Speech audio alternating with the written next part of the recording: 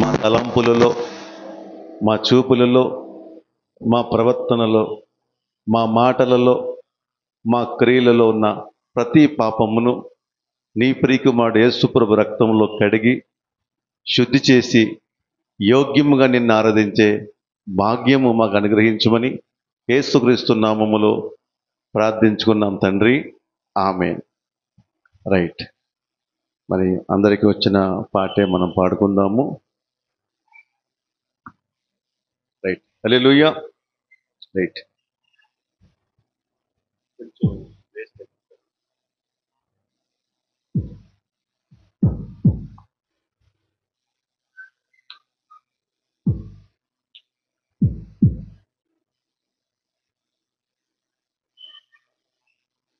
ఆరాధనలో మన ఆత్మ ఉత్సహించి ఉల్లసించిన కొలది మనం సంతోషంగా ఆరాధన చేయగలుగుతాం. ఆరాధనలో ఎక్కడ బిగిసిపోవాల్సిన అవసరం లేదు. ఇంకా ఎవరో చూస్తారనే బిడియం ఉండకూడదు. మన కళ్ళు మూసుకుని ప్రభుని ఆరాధిస్తూ స్వరమున్నంత స్వరం ఎత్తాలి. మన బలమును మించినటువంటి శక్తితో ఆయనతో సహవాసము చేయాలి. కాబట్టి అట్టి కృప దేవుడు మనందరికీ అనుగ్రహించును గాక. చేతులు పైకెత్తి ఆరాధన చేద్దాము. హల్లెలూయా, హల్లెలూయా, హల్లెలూయా, హల్లెలూయా, హల్లెలూయా. స్తోత్రం, స్తోత్రం, స్తోత్రం, స్తోత్రం, స్తోత్రం, స్తోత్రం.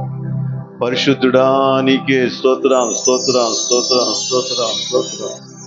సర్వోన్నతుడా నీకే స్తోత్రం, స్తోత్రం, స్తోత్రం.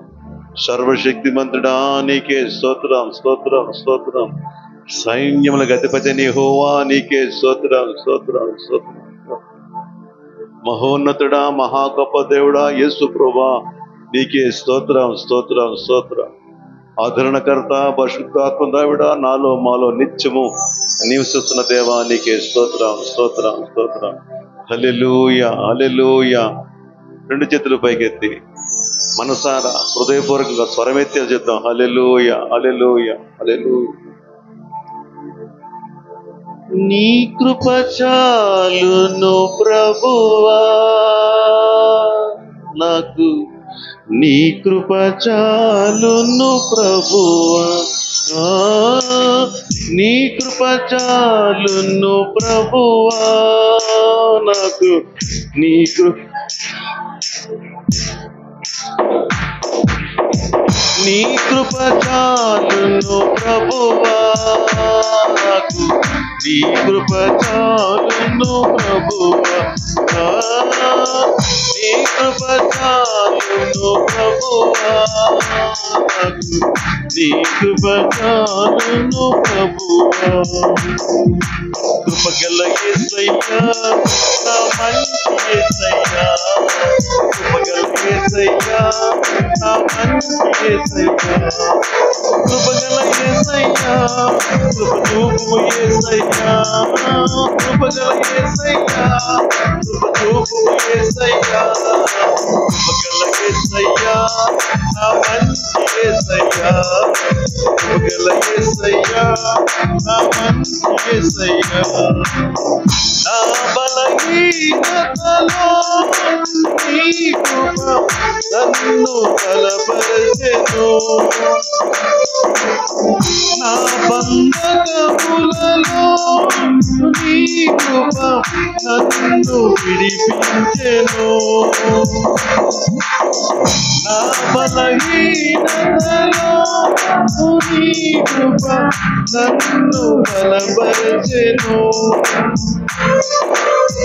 నా బంధకములలో నీ కృప నన్ను విడిపించెను.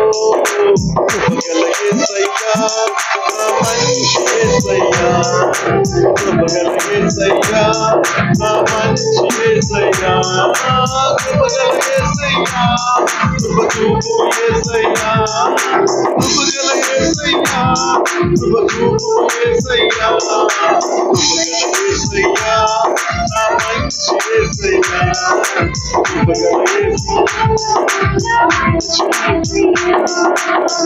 శోధన బాధలలో నీ కృప నన్ను ఓదార్చెను వేదన రోదనలో నీ కృప నన్ను ఆదరించెను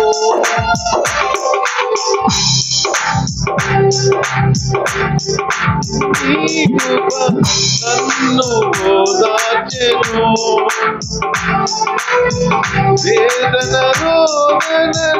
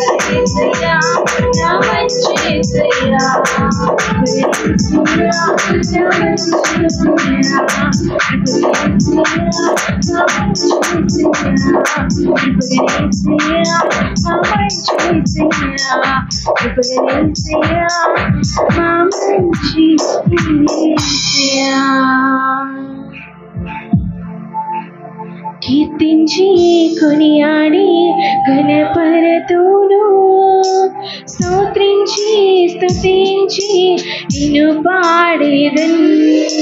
కీర్తించి కొనియాడి ఘనపరతును, స్తోత్రించి స్తుతించి నిన్ను పాడేదన్. అందరూ హల్లెలూయా హల్లెలూయా నా యేసయ్యా హల్లెలూయా. ఆరాధనా స్తుతి ఆరాధనా ఆరాధనా ఘన ఆరాధనా ఆరాధనా స్తుతి ఆరాధనా ఆరాధనా ఘన ఆరాధనా. కొనియాడి కనపరచును స్తుతించి స్తుతించి నిన్ను పాడేదన్. కొనియాడి కనపరచును స్తుతించి స్తుతించి నిన్ను పాడేదన్. దేవాది దేవుడవు పరలోకమును ఏడి మానవ రూపాన్ని ధరించినావు. రాజులకు రాజు ప్రభులకు ప్రభుడవు నీవే మా రక్షణ విమోచకుడా. దేవాది దేవుడవు పరలోకమును ఏడి మానవ రూపాన్ని ధరించినావు. రాజులకు రాజువు ప్రభులకు ప్రభుడవు నీవే మా రక్షణ విమోచకుడా. యేసయ్యా హల్లెలూయా నా యేసయ్యా హల్లెలూయా. ఆరాధనా స్తుతి ఆరాధనా ఆరాధనా ఘన ఆరాధనా ఆరాధనా స్తుతి ఆరాధనా ఆరాధనా ఘన ఆరాధనా. ఎంతగానో ప్రేమించినావు నీ ప్రాణములని అర్పించినావు. నా ప్రాణనాథుడవు ఆధారభూతుడవు నీవే మా రక్షణ విమోచకుడా. ఎంతగానో ప్రేమించినావు నీ ప్రాణములని అర్పించినావు. నా ప్రాణనాథుడవు ఆధారభూతుడవు నీవే మా రక్షణ విమోచకుడా. యేసయ్యా హల్లెలూయా నా యేసయ్యా హల్లెలూయా.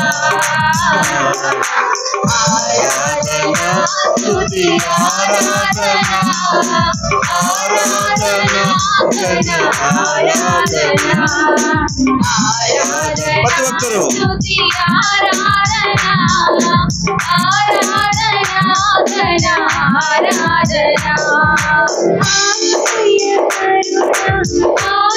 ఆలోచనాకర్త బలవంతుడైన మా దేవుడా నిత్యుడగు తండ్రి సమాధానకర్త నీవే మా రక్షణ విమోచకుడా. ఆశ్చర్యకరుడా ఆలోచనాకర్త బలవంతుడైన మా దేవుడా నిత్యుడగు తండ్రి సమాధానకర్త నీవే మా రక్షణ విమోచకుడా. యేసయ్యా హల్లెలూయా నా యేసయ్యా హల్లెలూయా.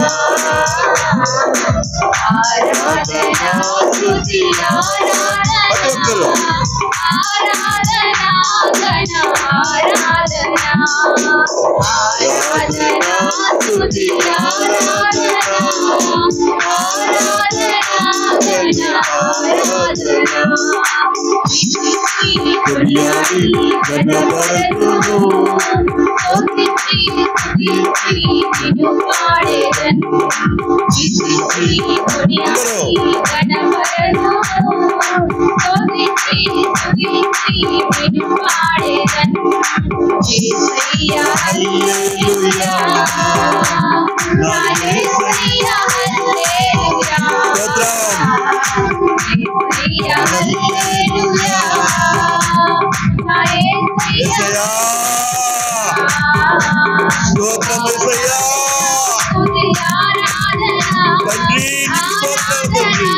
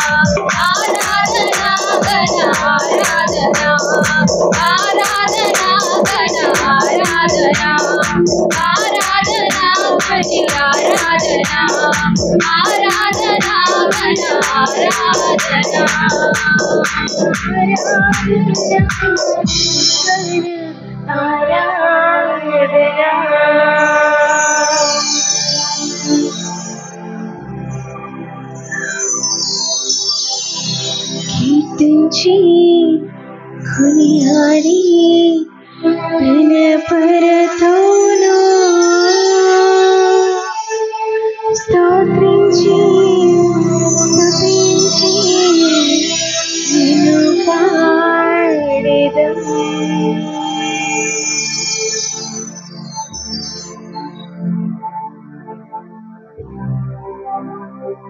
దేవానికి స్తుతులు,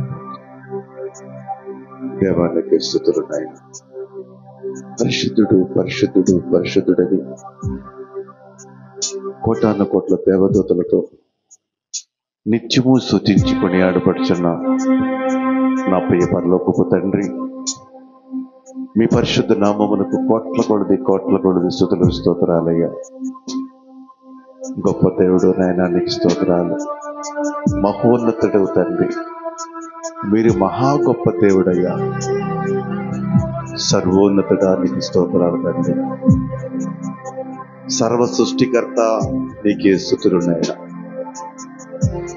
సకల ఆశీర్వాదములకు కారణభూతుడా నీకు స్తోత్రాలు తండ్రి. సైన్యములకు అధిపతి యెహోవా నీకు స్తోత్రాలు స్తోత్రాలు స్తోత్రాలు. తండ్రి మాటకు విధేయత చూపించి మానవ శరీరం ధరించుకున్నట్టుకి లోకానికి దిగి వచ్చిన యేసు ప్రభువానికి స్తోత్రాలు తండ్రి. మా శిక్షను నీపై వేసుకుని మేము పొందవచ్చిన మరణమును మీరు పొంది, మీరు కార్చిన పరిశుద్ధ రక్తం ద్వారా నీ బిడ్డలుగా ఏర్పరచుకున్న యేసు ప్రభువానికి స్తోత్రాలు తండ్రి. మరణాన్ని జయించిన దేవానికి స్తోత్రములు. మరణ భయం తొలగించిన దేవానికి స్తుతులున్నాయన. త్వరలో రానైన యేసు ప్రభువా నీకు స్తోత్రాలు స్తోత్రాలు స్తోత్రాలు.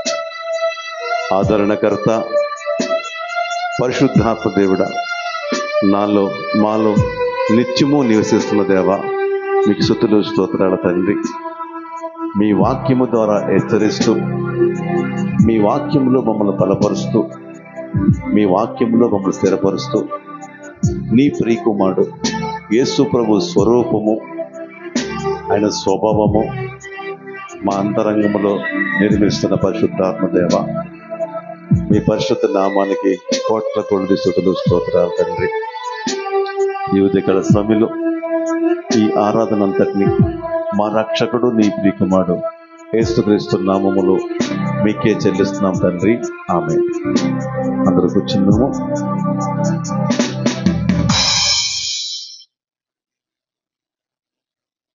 హల్లెలూయా. దేవుని మహాకృప చొప్పున 2025 సంవత్సరము జూలై నెల 2వ ఆదివారంలో ప్రవేశించిన దేవాలయం చెప్పలు ఏమేమి పడతాము. హల్లెలూయా. అలాగే పురుషులకు పురుషులు, స్త్రీలకు స్త్రీలు పక్కవారితోటి ప్రైజులు అడచి చెప్పుకుందామా? సంతోషంగా, హార్ట్ఫుల్గా, ప్రేమపూర్వకంగా చెప్పుకుందాం. దేవుని స్తోత్రం. మంచిది.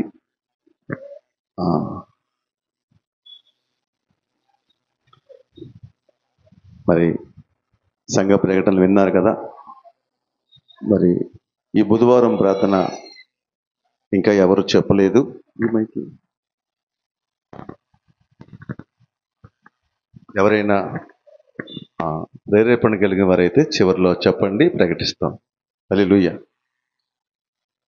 అయితే ఈరోజు బ్రదర్స్ పేరు ఉంది. మన ప్రియబిడ్డలు జయప్రకాష్ దివ్యజ్యోతి ఇంటి వద్ద జరుగుతుంది.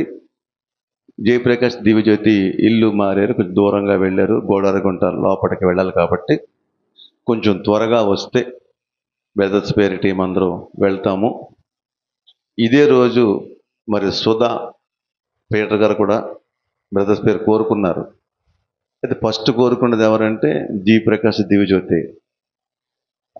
ఇంపార్టెన్స్ని బట్టి మనము మార్చుదాం అనుకున్నాము. అయితే ఈరోజు జయప్రకాష్ పుట్టినరోజు కారణం చేత తప్పనిసరిగా పని జరుగుతుంది. అయితే సుధా ముఖ్య ఉద్దేశం ఏంటంటే వాళ్ళు చిన్న స్థలం కొనుక్కున్నారు, ఇంటి పని ప్రారంభిస్తున్నారు. దాన్ని ప్రారంభించే ముందు బ్రదర్స్ పేరు పెట్టుకుని వెళ్దామని వాళ్ళ ఆశ. రెండు ముఖ్యమైనవే, కానీ మరి పుట్టినరోజు అనే డేట్ మార్చడం సాధ్యం కాదు కాబట్టి జయప్రకాష్ ఇంటికి వెళ్తున్నాము. వెళ్ళే ముందు అందరూ కలిసి సుధా ఇంటికి వెళ్ళి జస్ట్ 2-3 నిమిషాలు ప్రార్థన చేసి డైరెక్ట్గా వెళ్ళిపోతాము. వెళతా మరి కృపావతి గారు, మరి భారతి సంపత్తు ఆర్తి అమ్మగారు కృపావతి గారు జాబులో ఉన్నప్పుడు మొన్న మెట్లు జారి పడిపోయారు. పక్కటెముకలు ఫ్రాక్చర్ అయినాయి, చాలా ఇబ్బంది పడుతున్నారు, బెడ్ రెస్ట్లో ఉన్నారు.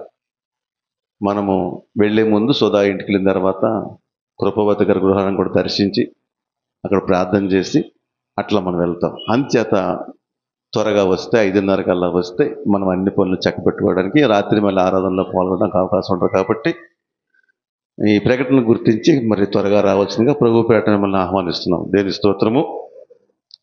రైట్. అలాగే మరి ఈ వారంలో నిన్నటి దినాన్న క్విజ్ జరిగింది. క్విజ్లో దాదాపు 600 మంది పైగా వచ్చున్నట్టుగా అనిపిస్తుంది జనాభా చూస్తే. హాల్ అంతా నిండిపోయింది. రిజిస్ట్రేషన్ అయితే 511 వరకు జరిగినట్టుగా నేను విన్నాను. అయితే మన సంఘబిడ్డలో ఏంజల్ దివ్య పేరు మా అమ్మాయి, అలాగే పాస్టమ్మ గారు, తర్వాత నామ ఎస్తేరు, దివ్యజ్యోతి, జయప్రకాష్, ఇంకా మన వీటిలో పాల్గొన్నారు. అందరూ పాల్గొన్నారు. వీరందరిలో మరి మంచి పోటీగా జరిగింది, మంచి ఆసక్తిగా. ఆ బిడ్డలు కూడా చాలా ఆసక్తిగా పెట్టారు. మరి పెట్టడం చిన్న విషయం ఏం కాదు, చాలామంది వచ్చారు. దాంట్లో మరి ఫస్ట్ మన మందిరంలో ఫస్ట్గా తీసుకుని వస్తే అక్కడ 6వ ర్యాంక్ వచ్చింది ఎవరికి, దివ్యకి. రైట్. అయితే మరి తను కూడా మన సంఘం తరపున అక్కడ గెలవడానికి కృప చూపాడు. దేవుని స్తోత్రము. దేవునికి మహిమ కలుగును గాక. చెప్పలు కూడా దేవుని మహిమ పరుద్దాము. అయితే దీని నిమిత్తం వచ్చే వారం నేను గిఫ్ట్లు ఇస్తాను. ఇక్కడ అందరి సమూహంలో అక్కడ దివ్యకి మాత్రమే వచ్చినాయి. అలా కాకుండా మన సంఘం తరపున పార్టిసిపేట్ చేసినటువంటి మన బిడ్డల్లో ఫస్ట్ దివ్య వస్తే, సెకండ్ పాస్టమ్ గారు వచ్చారు, తర్వాత 1 మార్కు తేడాలో నామాయిస్తేరు వచ్చింది, తర్వాత దివ్యజ్యోతి ఉంది. రైట్. కాబట్టి మీరు వచ్చే వారం వీరికి నేను ప్రజెంట్ గిఫ్ట్లు ఇస్తాను. దేని స్తోత్రం. కాబట్టి ఈ వారం అనుకున్నాం కానీ మాకు కొనడానికి కుదరలేదు. అంతేది వచ్చే వారం మీకు గిఫ్ట్లు ఇస్తాను. దేని స్తోత్రం. మేము బలపరచాలని. హల్లెలూయా. రైట్. మంచిది. మనం దేవుని వాక్యంలోకి వెళ్ళిపోదాము. పరిశుద్ధ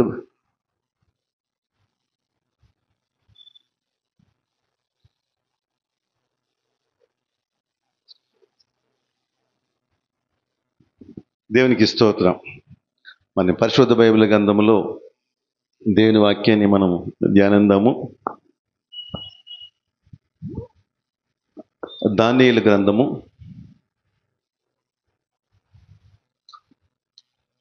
5వ అధ్యాయము. దానియేలు గ్రంథము 5వ అధ్యాయము 24వ వచనాన్ని మనము ధ్యానిద్దాము. కావున ఆయన ఎదుట నుండి ఈ అరచేయి వచ్చి ఈ వ్రాతను వ్రాసెను. వ్రాసిన శాసనం ఏదనగా, మేనే మేనే టెకేల్ ఉఫార్సిన్. ఈ వాక్యభావం ఏమనగా, మినే అనగా దేవుడు నీ ప్రభుత్వ విషయములో లెక్క చూచి దాని ముగించెను. టెకేల్ అనగా ఆయన నిన్ను త్రాసులో తూచగా నీవు తక్కువగా కనబడితివి. పెరేస్ అనగా నీ రాజ్యము నీ యొద్ద నుండి విభాగింపబడి మాదీయులకును పారసీకులకును ఇయ్యబడును. చాలమ్మా, ప్రార్థన చేసుకుందాం. సకల ఆశీర్వాదములకు కారణభూతుడా యేసు ప్రభువానికి వందనాలు తండ్రి. ఈ ఉదయకాల సమయంలో ఇంతవరకు పాటలు పాడి మీ నామాన్ని స్తుతించాం నైనా. ఆరాధనలో మీరు మాతో ఉన్నందుకు స్తోత్రములు. అలాగే నీ వాక్య ధ్యానం చేయుచుండగా నీ బిడ్డని నన్ను మరుగుపరిచి నీ ఆత్మ నా యందుంచి కూడి వచ్చిన బిడ్డలతోనూ నాతోనూ మీరు మాట్లాడి బలపరిచి మీరు మహిమను పొందమని యేసుక్రీస్తు నామములో ప్రార్థించి అడిగి పొందుకున్నాను తండ్రి. ఆమేన్. దేవునికి స్తోత్రం. చదువుకున్న వాక్యాన్ని ఒక్కసారి మనం పరిశీలన చేసుకుంటే, కావున ఆయన ఎదుటి నుండి ఈ అరచేయి వచ్చి ఈ వ్రాతను వ్రాసెను. వ్రాసిన శాసనం ఏదనగా మెనే మెనే టెకెల్ ఉఫార్సిన్. ఈ వాక్య భావం అనగా మెనే అనగా దేవుడు నీ ప్రభుత్వ విషయంలో లెక్క చూచి దాన్ని ముగించెను. టెకేల్ అనగా ఆయన నిన్ను త్రాసులో తోచగా నీవు తక్కువగా కనబడితివి. పెరేస్ అనగా నీ రాజ్యం నీ యొద్ద నుండి విభజింపబడి మాదీయులకు పార్సీలకు ఇయ్యబడెను. దేవునికి స్తోత్రం. ఈ వాక్యంలో ఉన్న ఒక ముఖ్యమైన విషయం ఏంటంటే, దేవుడు ప్రతి ఒక్క వ్యక్తిని పరిశీలన చేస్తున్నాడు.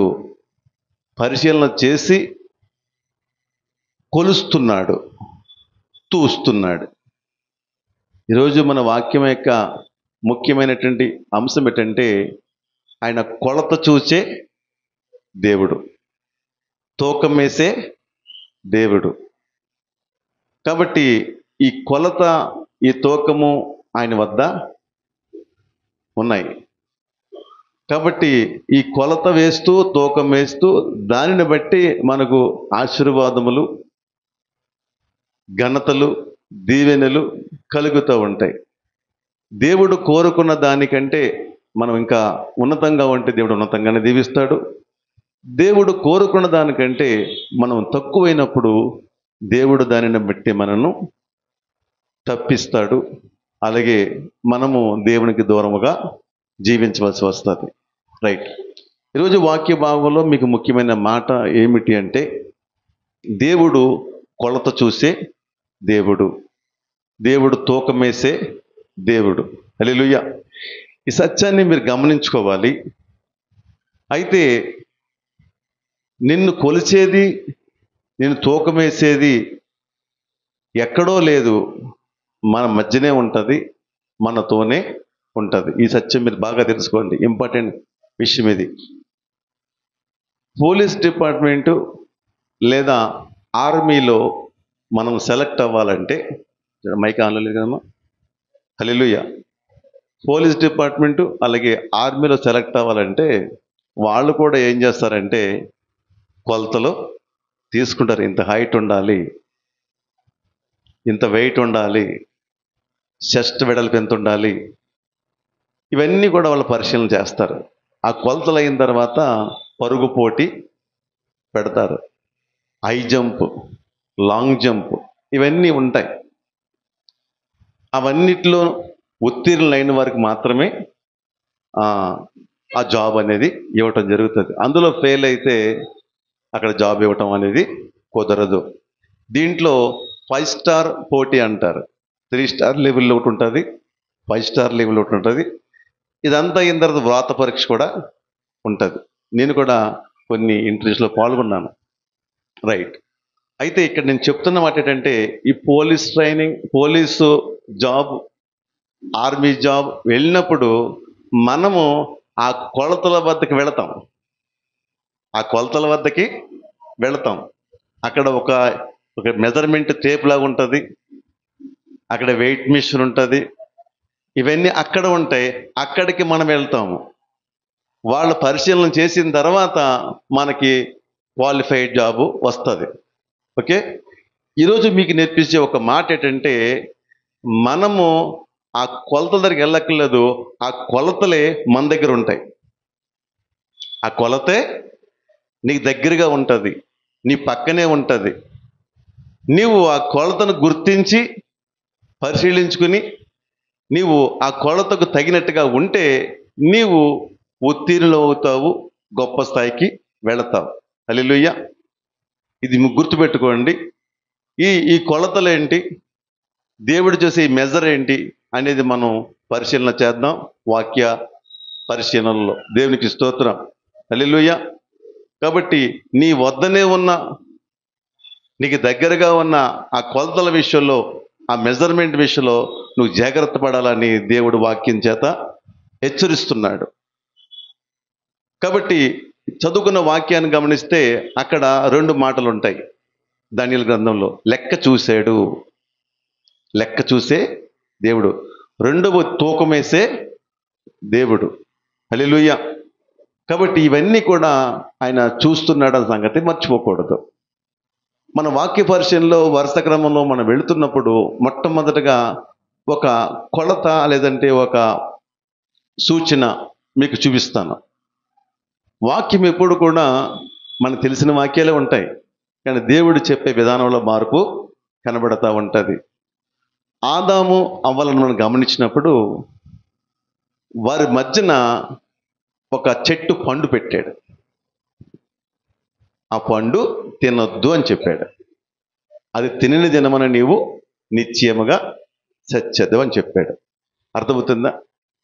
చాలా మందికి బైబిల్ చదువుతున్నప్పుడు ప్రశ్న వస్తుంది ఏంటంటే, అసలు దేవుడు పండే పెట్టకపోతే బాగుండు కదండి, అసలు పాపమే రాదు కదా, పండు పెట్టడం ఎందుకు, మళ్ళీ తినొద్దని చెప్పడం ఎందుకు, తినిన తర్వాత మళ్ళీ ఇన్ని ఇబ్బందులు ఎందుకు అని చాలా మందికి ప్రశ్న వస్తూ ఉంటుంది.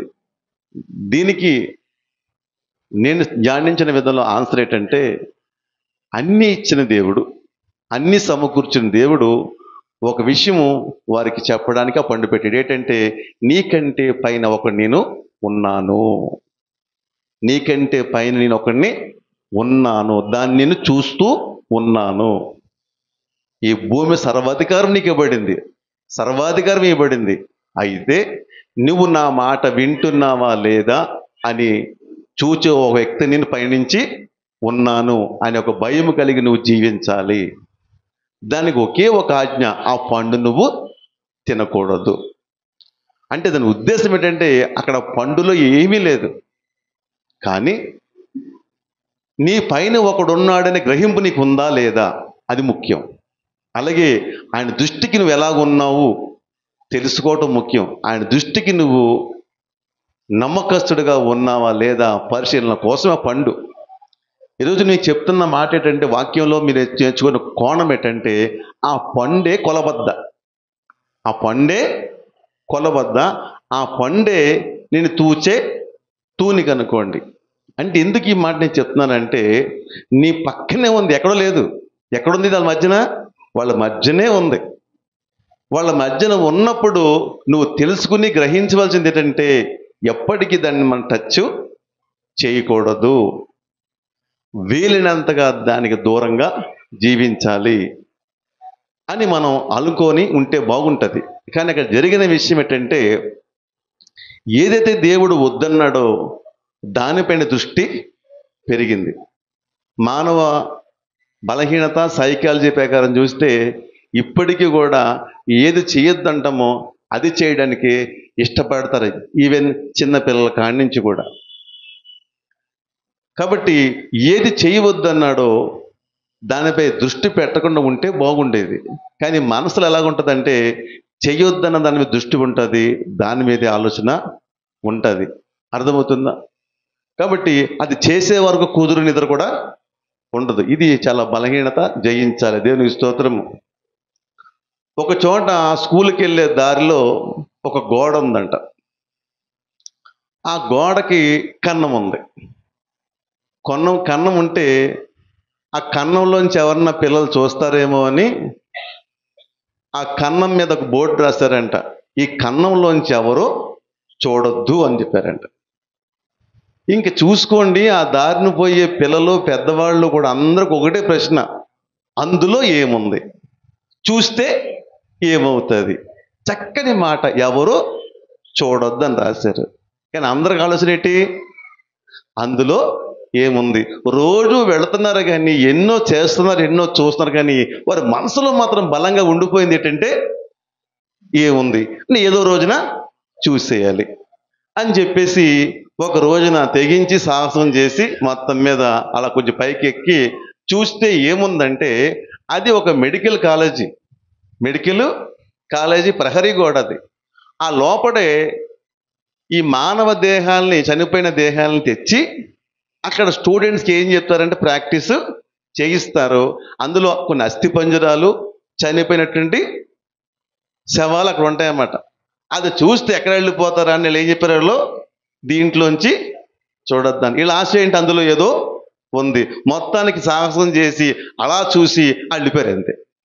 చూసిన కాడి నుంచి జ్వరం, చూసిన కాడి నుంచి అవే దృశ్యాలు గుర్తు. మానవ మనస్తత్వం ఇలాగ ఉంటుంది. ఇంకొక మాట చెప్తాను మానవ మనస్తత్వం గురించి. అది ఎక్కడో నేను ఈ కార్టూన్లో చూశాను, చిన్నపిల్లల ఆటల్లో. వాళ్ళు ఒక టేబుల్ మీద కూర్చుంటారు. ఆ యొక్క ప్రొపరేటరు అటేపు ఉంటాడు, అజమ్మాని. ఈ చైర్లో కూర్చున్న వాళ్ళు ఇటు పక్కుంటారు అనమాట. అక్కడ వాళ్ళ ముందు ఒక కాలింగ్ బెల్ లాంటి బటన్ ఉంటుంది. కాలింగ్ బెల్ బటన్ ఉండి రెడ్ కలర్ స్విచ్లా ఉంటుంది అన్నమాట. అక్కడ ఏముంది రాసి, డోంట్ టచ్ దిస్ బటన్ అని ఉంటుంది. ఏముంటుంది? Don't touch this button. ఈ బటన్ ఏమాత్రం ముట్టుకోవద్దు. ఆ యజమానితో, ఆ మేనేజర్తో మాట్లాడిన నుంచి దృష్టి ఎక్కడ పని చేస్తుంది, ఈ ముందే ఉంది, నొక్కితే ఏమవుద్ది, నొక్కి కూడా రాసి ఉంది అని మొత్తానికి మేనేజరు పక్కకి వెళ్ళాడు. వెళ్తే వీళ్ళకి ఎలా ఉంటుంది, టక్కన నొక్కాడు. అంతే. నొక్కితే ఏం జరిగిందంటే తను కూర్చున్న సీట్ ఉంది కదా, ఆ సీట్ కింద పెద్ద కన్నం ఉంది, డోర్ ఉంది. అంతే. ఈ బటన్ దొక్కనేమో డోర్ ఓపెన్ అయిపోతాడు. నేను సరాసరి వెళ్ళిపోతే కిందకి వెళ్ళిపోతాడు అనమాట. ఎక్కడ పోతాడంటే ఇంటర్వ్యూకి వచ్చాడు అతను. ఇంటర్వ్యూకి వచ్చాడనమాట. గేట్లు బయట ఒక బయటికి వెళ్ళిపోయి దారి ఉంటుందంట, అక్కడ పడతాడు వెళ్ళి. నువ్వు దీనికి పనికి రావు అంటే నమ్మకము లేదు. అర్థమవుతుందా? కాబట్టి మానవ మనస్తత్వం ఇలాగే పనిచేస్తుంది. దేవుడు చేయవద్దన్న దాని మీద ఆ రోజు ఆదామవ్వ దృష్టి పెట్టారు, దాన్ని పోగొట్టుకున్నారు. ఈ రోజున మనము ఆలోచన చేద్దాము.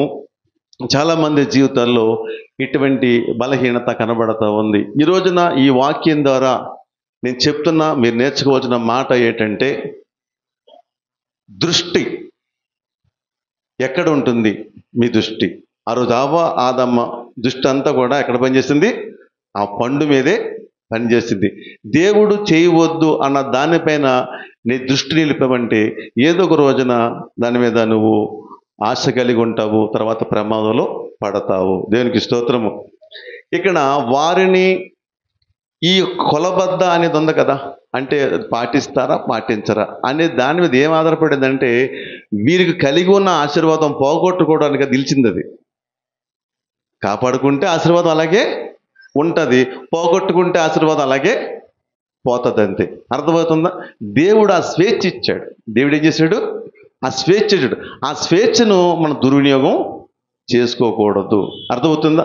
కాబట్టి దేవుడు ఒక మంచి స్వేచ్ఛను ఇచ్చినప్పుడు ఆ స్వేచ్ఛను బట్టి మనం ఎలా ఉండాలంటే నమ్మకంగా ఉండాలి.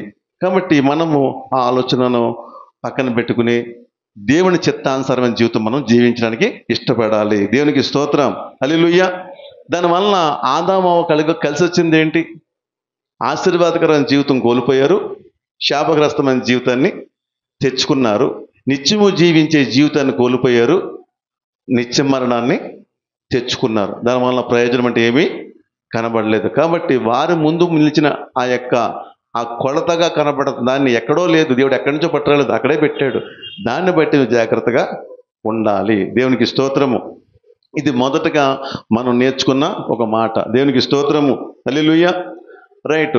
ఈ క్రమములో రెండవ అంశంలోకి వద్దాం. ఇంకా ఇలాగా ఎంతోమంది వారు ముందు నిలిచిన ఆ కొలబద్దలను, ఆ త్రాసుల విషయంలో వారు తప్పిపోయిన వారుగా కనబడుతున్నారు.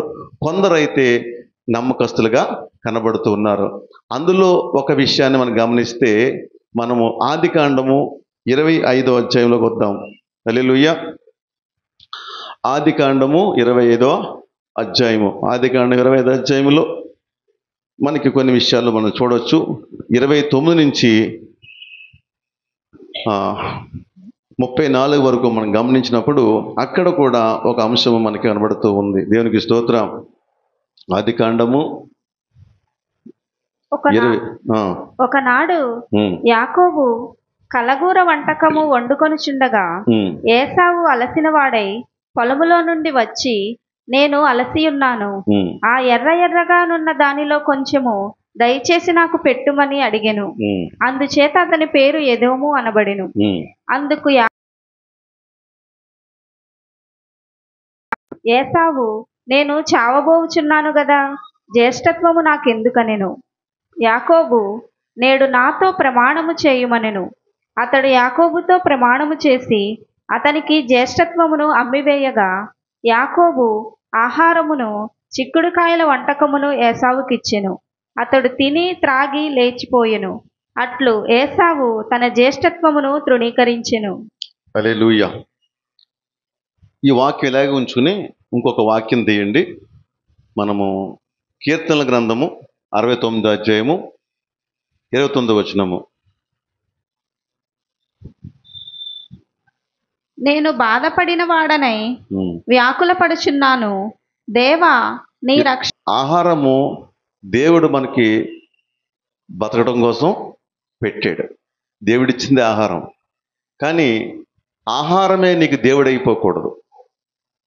దేవుని కంటే ఎక్కువగా ఆహారం అయిపోకూడదు. నీ భోజనము నీకు ఉరిగా మారకూడదు. ఇక్కడ బాగా నేర్చుకోవాలి, చాలా ముఖ్యమైన అంశం ఇది. చాలామంది జీవితాల్లో ఈ యాసావులా కనబడుతూ ఉంటారు. ఒక్క మాటలో యాసావు గురించి చెప్పవలసి వస్తే నేను అడుగుతాను, మీరు జవాబు చెప్పాలి. యాకోబు ఎక్కడికో యాసావు ఎక్కడ బయటికి పని మీద వెళ్ళేటట్టు ఇంటికి వచ్చాడు. ఇంటికి వచ్చినప్పటికీ తమ్ముడు ఒక మంచి కూర వండుతున్నాడు. దాంట్లో ఏం మసాలా వేసాడో ఏం వచ్చింది తెలదు, కానీ మంచి వాసన మాత్రం ముక్కుకి అంటుకుంది. మొత్తానికి వాసన దగ్గర పిలిచింది. కళ్ళు ఆకర్షింపజేసేటాడు. ఎరుపు రంగు వేసాడు. ఎర్ర ఎర్రగా ఉందంట. ఏం కలర్ వాడాడో తెలియదు. చిక్కుడుకాయల కూర మొత్తం మీద. వాస్తవానికి ఎన్వి పీరియడ్ ఎవరంటే యాసావు, వెజ్ పీరియడ్ ఎవరంటే యాకోబు. కానీ ఎన్వి పీరియడ్ అయ్యిండు కూడా వెజ్లోకి డైవర్ట్ అయిపోయాడు. వినండి, ఇక్కడ ఏం జరిగింది అంటే మొత్తం మీద ఆ వండుతున్న కూరను చూశాడు. కూరను చూసి తమ్ముడు నాకు అర్జెంటుగా ఆ కూరేసి భోజనం పెట్టమన్నాడు. పెట్టమంటే దొరికిందే ఛాన్స్ అన్నట్టుగా చూస్తున్నాడు ఎవరు? యాకోబు. ఏమన్నాడంటే, ఓకే, తప్పకుండా ఈ కూరేసి భోజనం పెడతాను, నేను వండుకున్న కూరది, నా భోజనము, అయితే నీ జ్యేష్ఠత్వ హక్కు నాకు ఇచ్చేస్తావా అన్నాడు. ఎందుకంటే ముందు పుట్టాడు కదా. ఆ రోజుల్లో ఇంట్లో మొదట పుట్టిన వాడికి జ్యేష్ఠత్వ హక్కు ఉంటుంది. వాడు రాజు అవుతాడు. వాడు చాలా బ్లెస్సింగ్స్ అన్ని వాళ్ళకి వెళ్తాయి ఆ రోజుల్లో ఉన్న క్రమం విధానం ప్రకారం. అలాంటి బ్లెస్సింగ్స్ అన్ని ఎవరికి ఉన్నాయి? యాసావుకు ఉన్నాయి. ఇంటికి రాగానే ఈ తమ్ముడు ఏమన్నాడు? నీ ఆశీర్వాదం నాకు ఇచ్చేస్తావా అన్నాడు. ఇచ్చేస్తావా అంటే యాసావు ఒక మాట అన్నాడు, బాగా వినండి. ఎందుకు వచ్చిన ఆ జ్యేష్ఠత్వము, ఎందుకు వచ్చిన ఆశీర్వాదము, నువ్వు పెట్టకపోతే చచ్చిపోతాను అంటున్నాడు.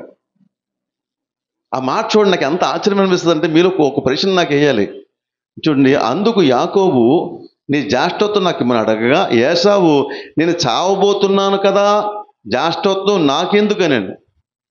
ఇక్కడ నా ప్రశ్న ఏంటంటే, ఇంకా పెళ్ళి కూడా కాలేదు యాసావుకి, పెళ్ళి కూడా కాలేదు యాకోబుకి.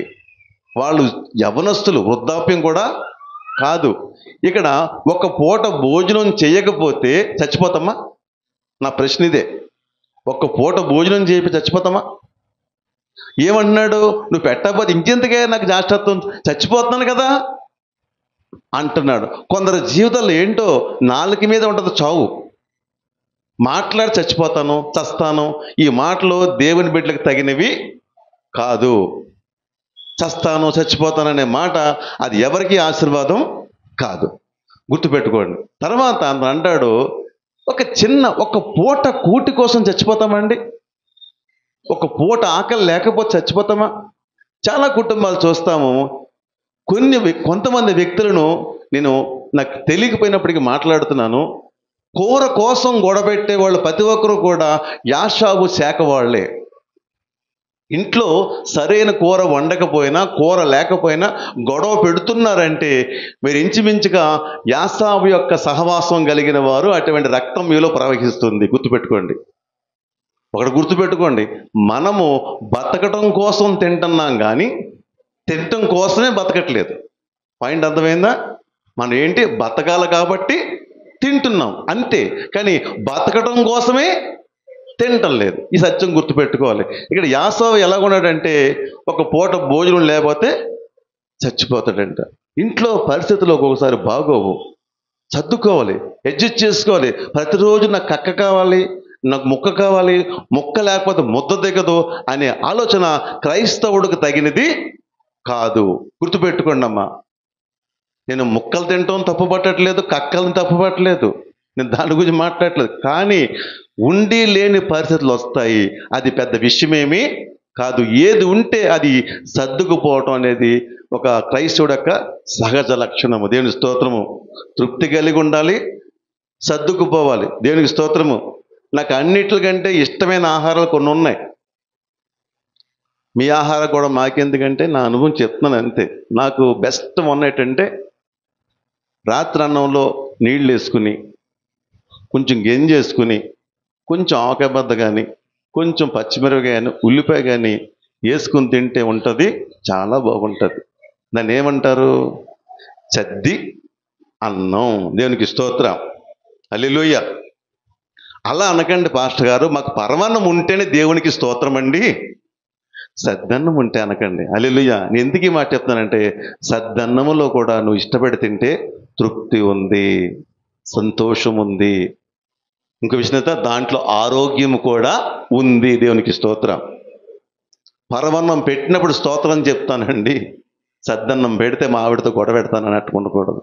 అర్థమైందా? ఏది ఉంటే అది దాంతో తిని తృప్తి పొందే అనుభూలకు మనం రావాలి. హల్లెలూయా. ఒట్టొట్టి మాటలు నేను చెప్పట్లేదండి, నా అనుభవం, నా సాక్ష్యం నా భార్య తెలుసు, నా కుటుంబానికి తెలుసు. అర్థం చేసుకోండి. ఏది ఉంటే అది దాంతో అడ్జస్ట్ అయిపోయి జీవితం మనకు కలిగి ఉండాలి. అన్ని వేళలా మనము మాట్లాడితే అప్పు చేసి పప్పు కూడనట్టుగా మనం తెచ్చుకొని తినటం అది ఏమాత్రం మంచిది కాదు. ఆ జీవితానికి కుటుంబానికి క్షేమము కాదు. గుర్తుపెట్టుకోండి. కాబట్టి ఇక్కడ యాసావు ఏమంటున్నాడు? ఒక పూట భోజనం చచ్చిపోతాడంట. చచ్చిపోవడం పక్కన పెట్టండి, ఎందుకు వచ్చిన జ్యేష్ఠత్వం అంటున్నాడు. అంటే అందుకే యాసావు గురించి ఒక మాట, కఠినమైన మాట కనబడితే హెచ్చరికతో కూడిన మాట. ఒక పూట కూటి కోసము జ్యేష్ఠత్వపు అమ్ముకున్న వ్యక్తి ఎవరంటే యాసావు. ఒక పూట కూటి కోసం. అర్థమైందండి? పూట కూటి కోసం జ్యేష్ఠత్వం అంటే ఏంటి? ఆశీర్వాదం కలిగిద్ది అది. ఈ పని నేడు చాలామంది మనల్ని కూడా చేస్తున్నారు. మేమెప్పుడు చేసామండి, మేమెప్పుడు అమ్మేసుకున్నాము అంటే, ఒక మాట చెప్తాను వినండి. కొంతమంది మగవాళ్ళు ఉంటారు, ఆదివారం అంటే వారికి ఆరాధన గుర్తు రాదండి.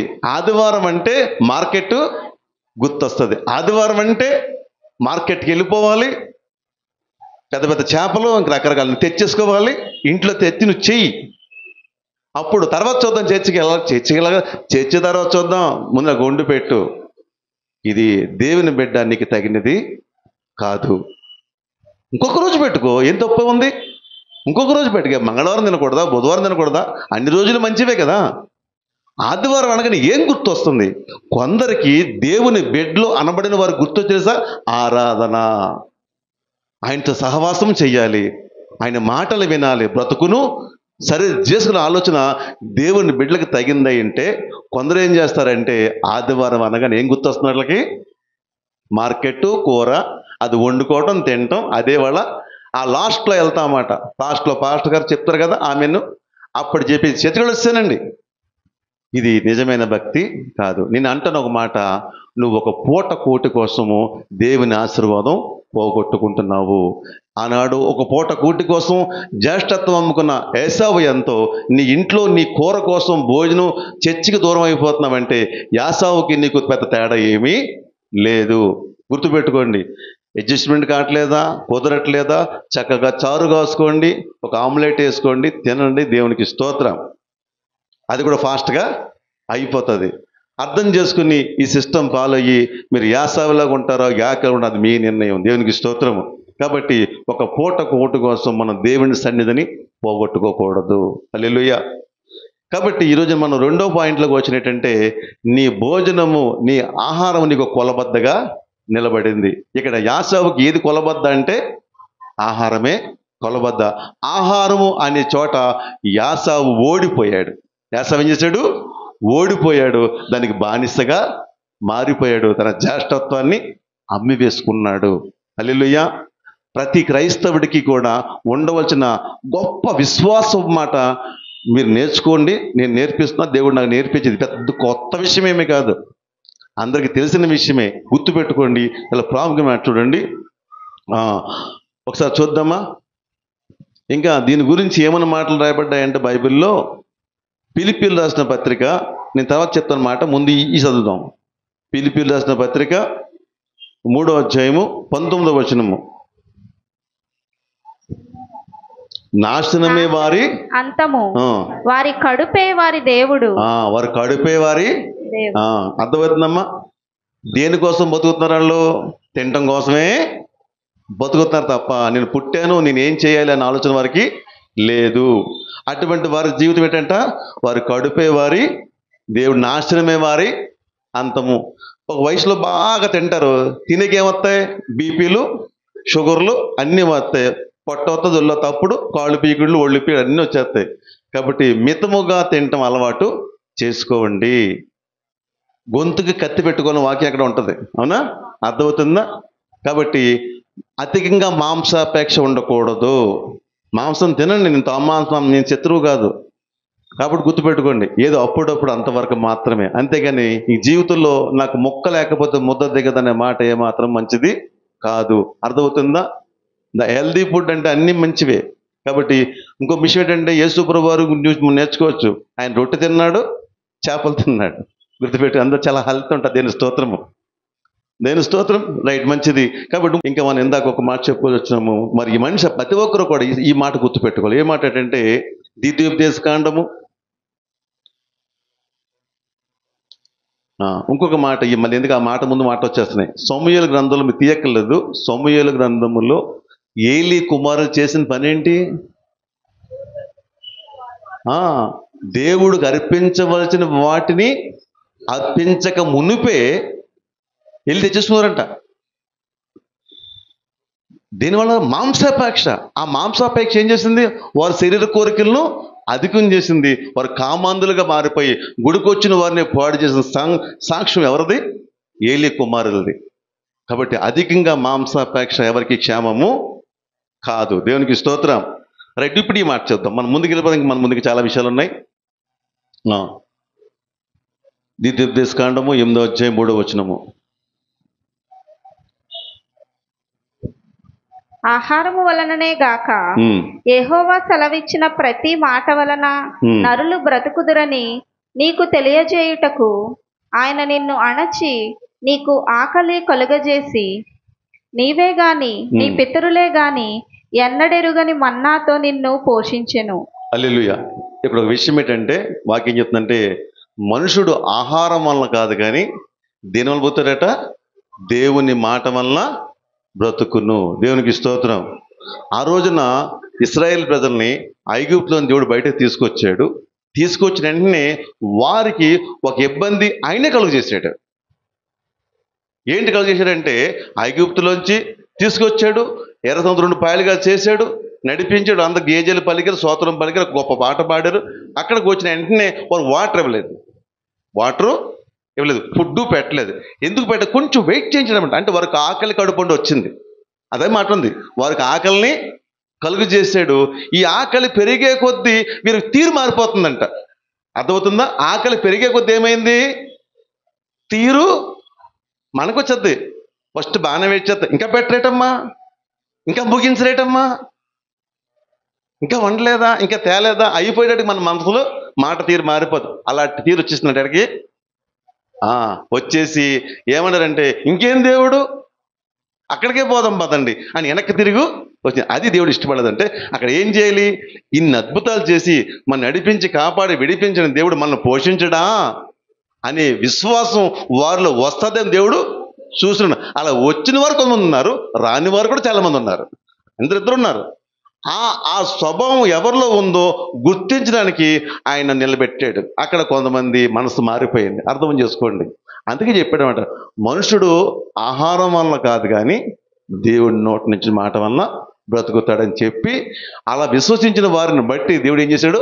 ఆకాశం మన్నాను కురిపించాడు, బండనుడు నీళ్లు రప్పించి 40 సంవత్సరములు వారిని పోషించి నడిపించాడు. దేవునికి స్తోత్రం. దేవునిపై ఆనుకుంటే ఎలాగొస్తా తెలీదు, ఆయనే పోషిస్తాడు. నేను ఆనాడు కానాను 40 సంవత్సరాల ప్రయాణం మనం చూడలేదు కానీ విశ్వసిస్తాను. మీరు విశ్వసించడానికి ఒక మాట చెప్తాను, నేను పూర్తిగా నమ్ముతాను. మీలో చాలా మందికి అనుభవం ఉంటుంది. ఎందుకంటే నేను చెప్పగలను, కరోనా కాలంలో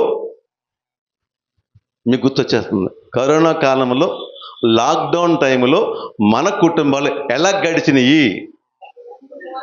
ముందు కంటే బాగా గడిచే దేవుని స్తోత్రం.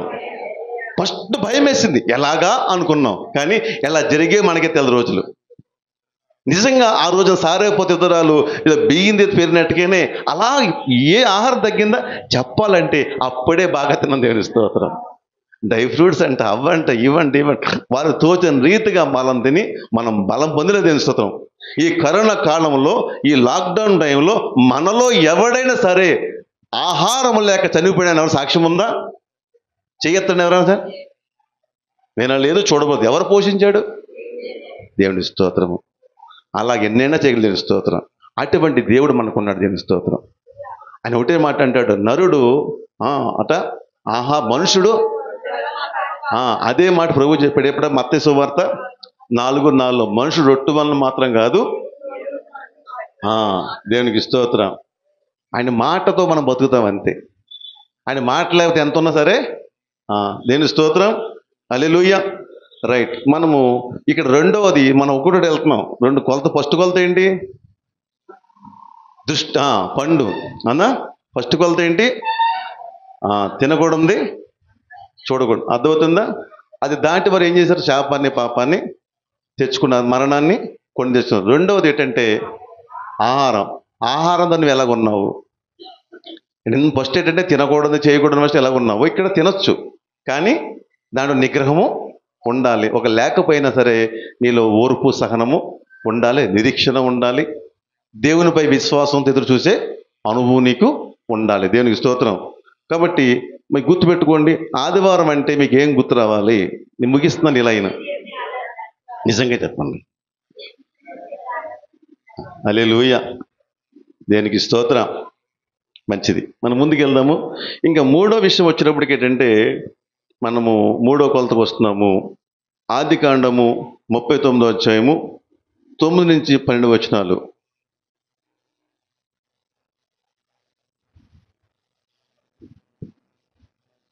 నీవు అతని భార్యమైనందున నిన్ను తప్ప మరి దేనిని నాకు అప్పగింపక ఉండలేదు. కాబట్టి నేనెట్లు ఇంత ఘోరమైన దుష్కార్యము చేసి దేవునికి విరోధముగా పాపము కట్టుకొందునని తన యజమానిని భార్యతో అనెను. హల్లెలూయా. రైట్. ఇక్కడ ఈ సత్యం, ఈ వాక్యం బాగా తెలిసిందే. యోసేపు జీవితము. యోసేపు జీవితంలో తాను ఒక యవనస్తుడు, తాను మంచి యవనస్తుడు. అదే టైంలో ఆజ్ఞలు లేని కాలం అది. ఒక విషయం తెలుసా? ఆదికాండంలో ఆజ్ఞలే లేవు. అది పాపం అని కూడా అక్కడ రాయబడలేదు. ఆ రోజు పాపం అని అక్కడ రాయబడలేదు. ఆజ్ఞలు లేని కాలమైనప్పటికీ ఈ రోజులకు వాక్యం మన కళ్ళ ముందు పెట్టుకుని నిత్యం వారం వెళ్ళి వచ్చే సమయం కూడా కాదు. ఆ రోజుల్లో యోసేపు టైంలో దైవవాక్యం ఉందా? లేదు. ఇలాంటి మందిరాలు ఉన్నాయా? వాక్య బోధలు ఉన్నాయి? ఏమీ లేవు. ఏమీ లేనప్పటికీ కూడా యోసేపులో గొప్ప నీతి ఉంది. ఏమి నీతి అది? పరాశ్రయతో నేను పాపము చెయ్యను, పొరుగువారి భార్య నేను కోడను, ఆశింపను అని గొప్ప నీతి. వాక్యము లేనప్పటికీ ఆజ్ఞ లేని నీతి కలిగిన వ్యక్తి ఎవరంటే యోసేపు. యోసేపు ఉత్తముడు, నీతిమంతుడు, ఇంద్రియ నిగ్రహం కలిగిన వాడని చెప్పడానికి ఒక కొలత కావాలి, ఒక స్కేల్ కావాలి, ఒక త్రాసు కావాలి.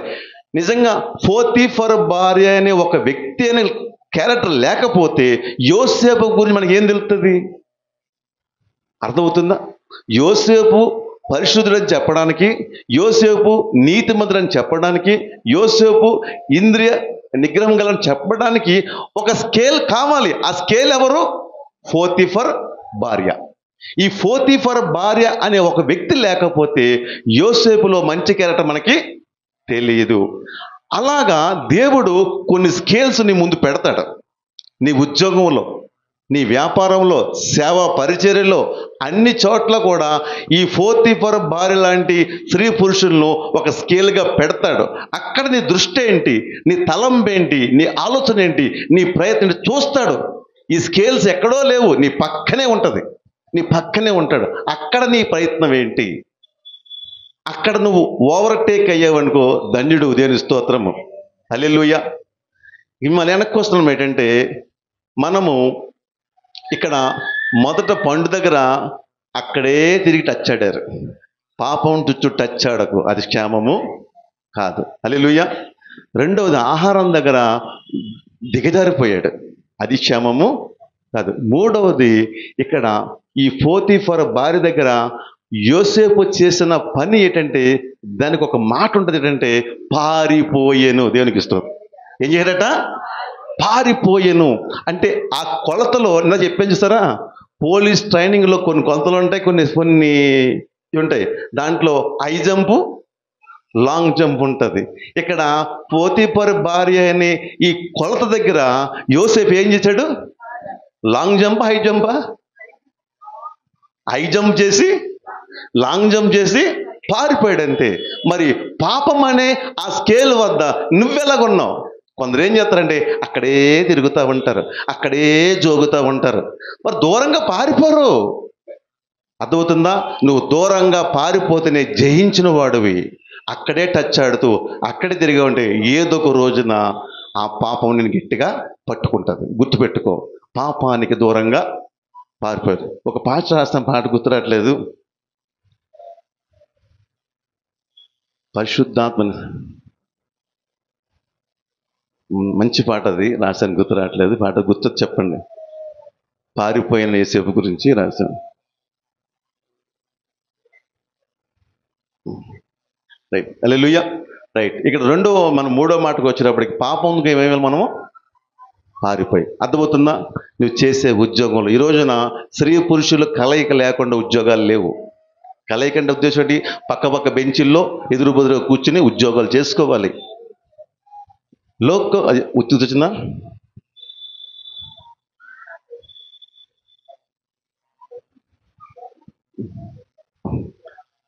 రైట్ రైట్, ఓకే, గుర్తొచ్చిందా?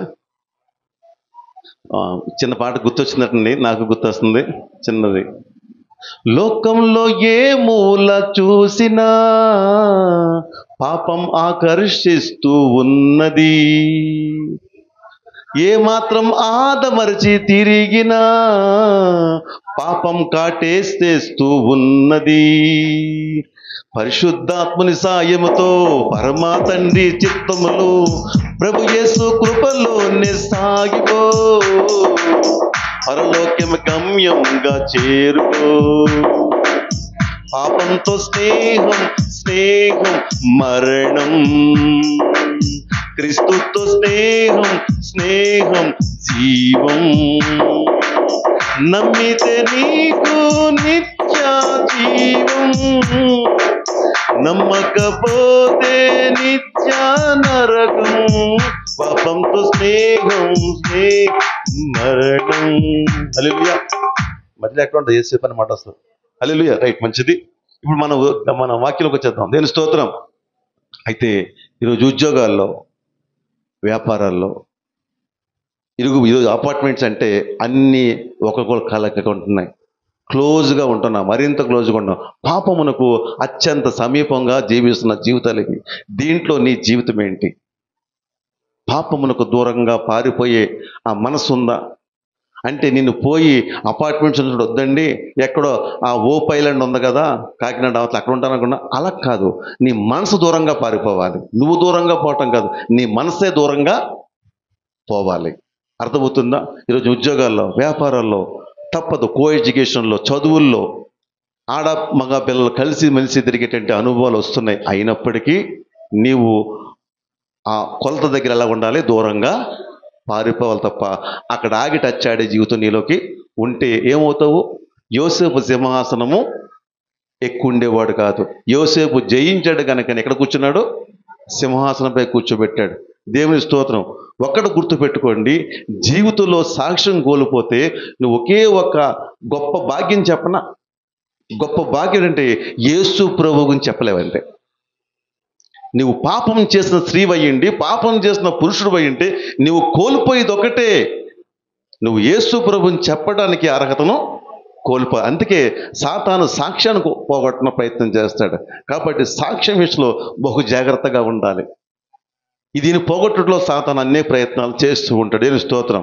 సో మూడో కొలతగా వచ్చాం. మూడో కొలత ఏంటంటే పోతీఫరు భార్యలాగా మన లోకంలో ఎన్నో మన జీవితాన్ని పాడు చేసే వారి దగ్గర ఏం చేయాలి? మనం పారి పోవాలి. దేవునికి స్తోత్రం. రైట్. ఇంకా ముందుకెళ్తే ఇక్కడ ఆగిపోవలసిన చోట ఆగాలి, పారిపోవలసిన చోట పారిపోవాలి. కొందరు ఏం చేస్తారంటే ఆగవలసిన చోట ఏం చేస్తారు? పారిపోతారు. పారిపోవలసిన చోట ఆగి ఉంటారు. అది చూద్దాం. ఇక్కడ ఏంటంటే యోసేపు కరెక్ట్గా పారిపోవలసిన చోట పారిపోయాడు. హల్లెలూయా. ఇంకొక ప్లేస్ ఉంది, అక్కడ ఆగాలి.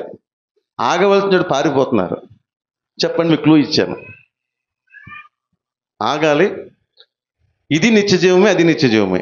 ఇక్కడ పారిపోతే నిత్యజీవం, గణత కలిగిన జీవితం. అక్కడ ఆగితే నిత్యజీవం ఉంది. కొంచెం కట్టంగానే ఉంటుంది కొంచెం. హల్లెలూయా. రాజు నోట్ చేసి ఎవరన్నా గిఫ్ట్ ఇవ్వాలన్నా?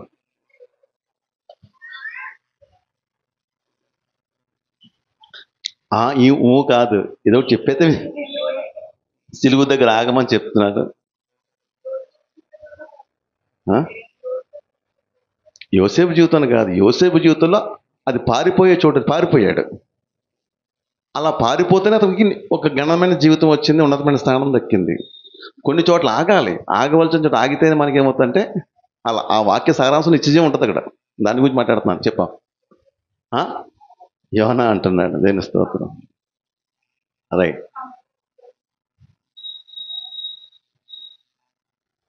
యోనా. అందరూ యోనా ఓట్లేస్తున్నారేంటి? హల్లెలూయా. మంచిది. ఇప్పుడు నేను చెప్తాను. దేని స్తోత్రం. ఎవరంటే ఒక రోజునంట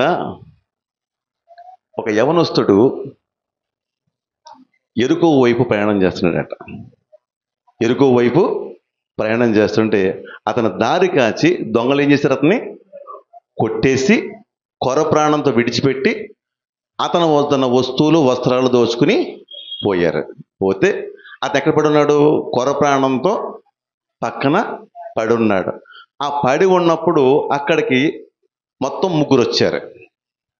మొత్తం ముగ్గురు వస్తే అందులో ఒకరు వచ్చారు? పరిసయ్యుడు వచ్చాడా? యాజకుడు వచ్చాడు. యాజకుడు వచ్చి ఏం చేయాలి? అతన్ని, అరే ప్రాణం పోయేలా ఉంది, కొంచెం నోట్లో కొన్ని నీళ్ళు వేద్దామా, కొంచెం అతను జాగ్రత్తగా పక్కన పెట్టి ఏమన్నా సహాయం చేద్దామని ఆలోచన లేదు. అతను ఏం చేశాడంటే, ఇతను ముట్టుకుంటే మళ్ళీ నాకెక్కడ అంటుకుంటుందో, నేను మందిరానికి వెళ్తున్నాను, నా వస్త్రాలు పాడైపోతే నా యొక్క వ్యక్తిగత నిష్ట పాడైపోతుంది, లేదన్నా మలినమైపోద్దేమో అని ఆగకుండా పారిపోయిన వ్యక్తి అతను. నేను చెప్తాను. ఆగాడా? పారిపోయాడు? వెళ్ళిపోయాడు. అర్థమైందా? అసలు వాస్తవానికి ప్రభు ఏం చూస్తున్నాడు? ఇప్పుడు నీకు విషయం చెప్తున్నాను బాగానండి. ఈ రోజున ఆ పడిపోయిన వ్యక్తి ఒక కొలబద్ద. అక్కడ ఆగితే బ్లెస్సింగ్ నీకు, దాటిపోతే బ్లెస్సింగ్ మిస్ అవుతావు. ఇది ఎవరు చూస్తున్నారు? దేవుడు చూస్తున్నాడు. అక్కడ ఒక వ్యక్తిని పెట్టాడు. అక్కడ ఏదైనా కొంచెం సాయం చేస్తావేమో, సాయం చేసిన వాడు ఏమవుతున్నాడు? దేవుని దృష్టిలో లెక్కించిన వాడుగా నిత్య జీవనకు వారసుడు కనబడుతుంది. అదే చెప్తాడు. ముందు ఏం చెప్పాడు? ప్రభు దగ్గరకు వచ్చి ఒక అర్థం అంటాడు, నిత్య జీవనకు వారసుడు ఏం చేయమంటాడు? పైన చెప్తే పైన ఉపమానం మాట స్టోరీ ఏంటంటే, నేను నిత్య జీవం పోవడానికి ఏం చేయాలని అడుగుతాడు. ఆయన ఏం చెప్తాడన్నా, నిన్ను వల్ల నీ పొరుగు వారిని ప్రేమించబడ్డాడు. ఆ నిన్ను వల్ల పొరుగు వారిని ప్రేమిస్తే ఏమొస్తుంది? నిత్య జీవం వస్తుంది. నిన్ను వల్ల నీ పొరుగు వారిని ప్రేమించడం ఏంటి? బైబిల్ పట్టుకొని కబాబు మందిరానికి వచ్చేది అంతే. దారిలో ఎక్కడన్నా ఎవరికన్నా పడిపోయి ఉంటే సాయం చేయడం లేపడం ఏమీ అక్కర్లేదు. ఆ పని మనకు అవసరం లేదు. మనకి ఏంటంటే ఆరాధన టైం అయిపోయింది. తప్పంటలేదు నేను, కానీ దానికంటే ముందు ఏం చెప్తున్నాను? నిన్ను బట్టి పొరుగు అని ప్రేమించిన ఆజ్ఞ నీకు ఉంది. దాన్ని మిస్ అవుతున్నావు. యాజకుడు ఏం చేశాడంట? తను మిస్ అయిపోయాడు. అక్కడ దేవుని బోధ నుంచి ప్రతిఫలాన్ని ఏం చేసి అతను పోగొట్టుకున్నాడు. ఒకటి. రెండో వ్యక్తి ఎవరు? లెవీయుడు. లెవీయుడు వచ్చి ఏం చేశాడు? అతను కూడా ఏం చేశాడు? పక్కకి వెళ్ళిపోయాడు. అంటే వాళ్ళిద్దరు వాళ్ళు దేవుని దృష్టిలో వాళ్ళు ఆగుతారా అని చూశాడు ఎవరు? దేవుడు. కానీ వాళ్ళు ఆగారా? ఆగలేదు. అక్కడ ఆగితే వచ్చేది ఏమైనా ఉందా? చేతికి మురికి, జోబుకు చిల్లు, అంతే కదా. వీళ్ళని తీసుకెళ్తే దారి ఖర్చులు అవుతాయి. మళ్ళీ ఎంతో కొంచెం చేతిలో పెట్టాలి, ఇలా సోడాగా కొట్టించాలి, ఏదో ఒకటి చేయాలి కదా. చేతిలో ఖర్చు అవుతుంది కదా, మనం ఖర్చు పెట్టడానికి మనసు రాదు కదా. అర్థమవుతుందా? కక్కలు ముక్కలు ఎంత కొనేస్తాం, కానీ పక్కవాడికి మాత్రం సోడా ఇప్పించడానికి కూడా జ్యోతుల డబ్బులు ఉండవు. వాటర్ ప్యాకెట్ కొందని మనసు కూడా రాదు. ఎందుకంటే నేను నా ఇంటి వరమే ఇది. రైట్. కాబట్టి ఇక్కడ విషయం ఏంటంటే ఇద్దరు ఏమైపోయారు? ఇక మూడోడు వచ్చాడు. ఎవరతను? సమరయుడు. అతను పారిపోవచ్చు కదా. ఇంకో విషయం చేస్తా నీకు. సమరయులు అంటే ఈ రోజుల్లో కడజాతికి ఎంచుతున్నారే, అటువంటి వారితో సమానం వాళ్ళు. ఎవరాళ్ళు? సమరయులు. లేదు, కానీ ఈ సమాజం గురించి చెప్పి మాట్లాడుతున్నాను. అటువంటి వారిలో ఒకడు ఏంటంటే సమరయుడు. ఈ సమరయుడు వస్తే ఎవరు ముట్టుకోరవండి. అలాంటి రోజుల్లో ఈ సమరయుడు అంటే ఏం చేశాడట? ఆగి ఏం చేశాడు? వాడిని లేవనెత్తి గాయాలు కట్టి అతని మీద జాలిపడి రక్తం పోతున్న ముందు తను కట్టి దగ్గరకు పోయి ద్రాక్షరసము పోసి అతని గాయములు కట్టి తన వాహనం మీద ఎక్కించి. అర్థమవుతుందా? మెడికల్ షాప్కి వెళ్ళాడు, జాగ్రత్తగా కొన్ని ఆయింట్మెంట్ తెచ్చాడు, కడిగాడు, కట్టాడు, సూర్యుడితో కడిగేసి కట్లు కట్టేసి కొన్ని టాబ్లెట్లు తీసుకుని, అది నూనె పోయినట్టు అతను వివరం ఇప్పుడున్న భాష చెప్తున్నాను మీకు, అదంతా పరిచయం చేసి అతను తీసుకెళ్ళి ఎక్కడ చెప్పాడట? పూటకోళ్ళ వాని ఇంట్లోకి చెప్పాడు. పరామర్శ ఏం చెప్పాడంటే, ఇది జాగ్రత్తగా చూసుకోండి, కొంత ఖర్చు పెట్టండి, నేను మళ్ళా వస్తాను, ఈయన ఖర్చు పెట్టి తిరిగి నేను ఇస్తానని చెప్పి అప్పుడు వాళ్ళు. ఇప్పుడు నిత్యజీవం ఎవరికి వస్తుందంట? ఈ సమరయుడికి. దేవుని స్తోత్రము. ముందు లేవీయుడు అడిగి వెళ్ళాడు. వాళ్ళు మందిరానికి వెళ్తున్నారు వాళ్ళు.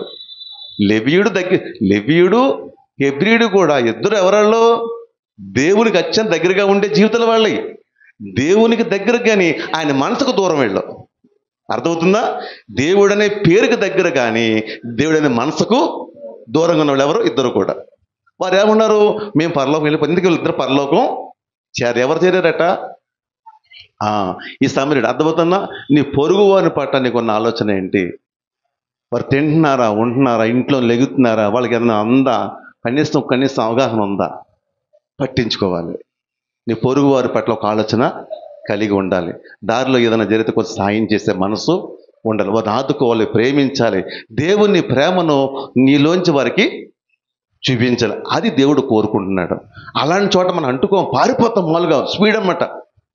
ఎక్కడ ఆగిపోతామంటే ఆగకూడని చోట్ల మాత్రం ఆగుతాము, రాసుకుని పూసుకొని చోట మాత్రం బాగా తిరుగుతాం. అర్థమవుతుందా? ఈ మనసు దేవుడు కోరుకున్న మనసు. ఇక్కడ మనం 4వ పాయింట్కి వెళ్ళిపోతున్నాం. ఇక్కడ ఏంటి జరిగిందట? ఆగవలసిన చోటని ఇందాక అక్కడ యేసు ఏం చేశాడు? ఆగకూడని చోటని పారిపోయాడు.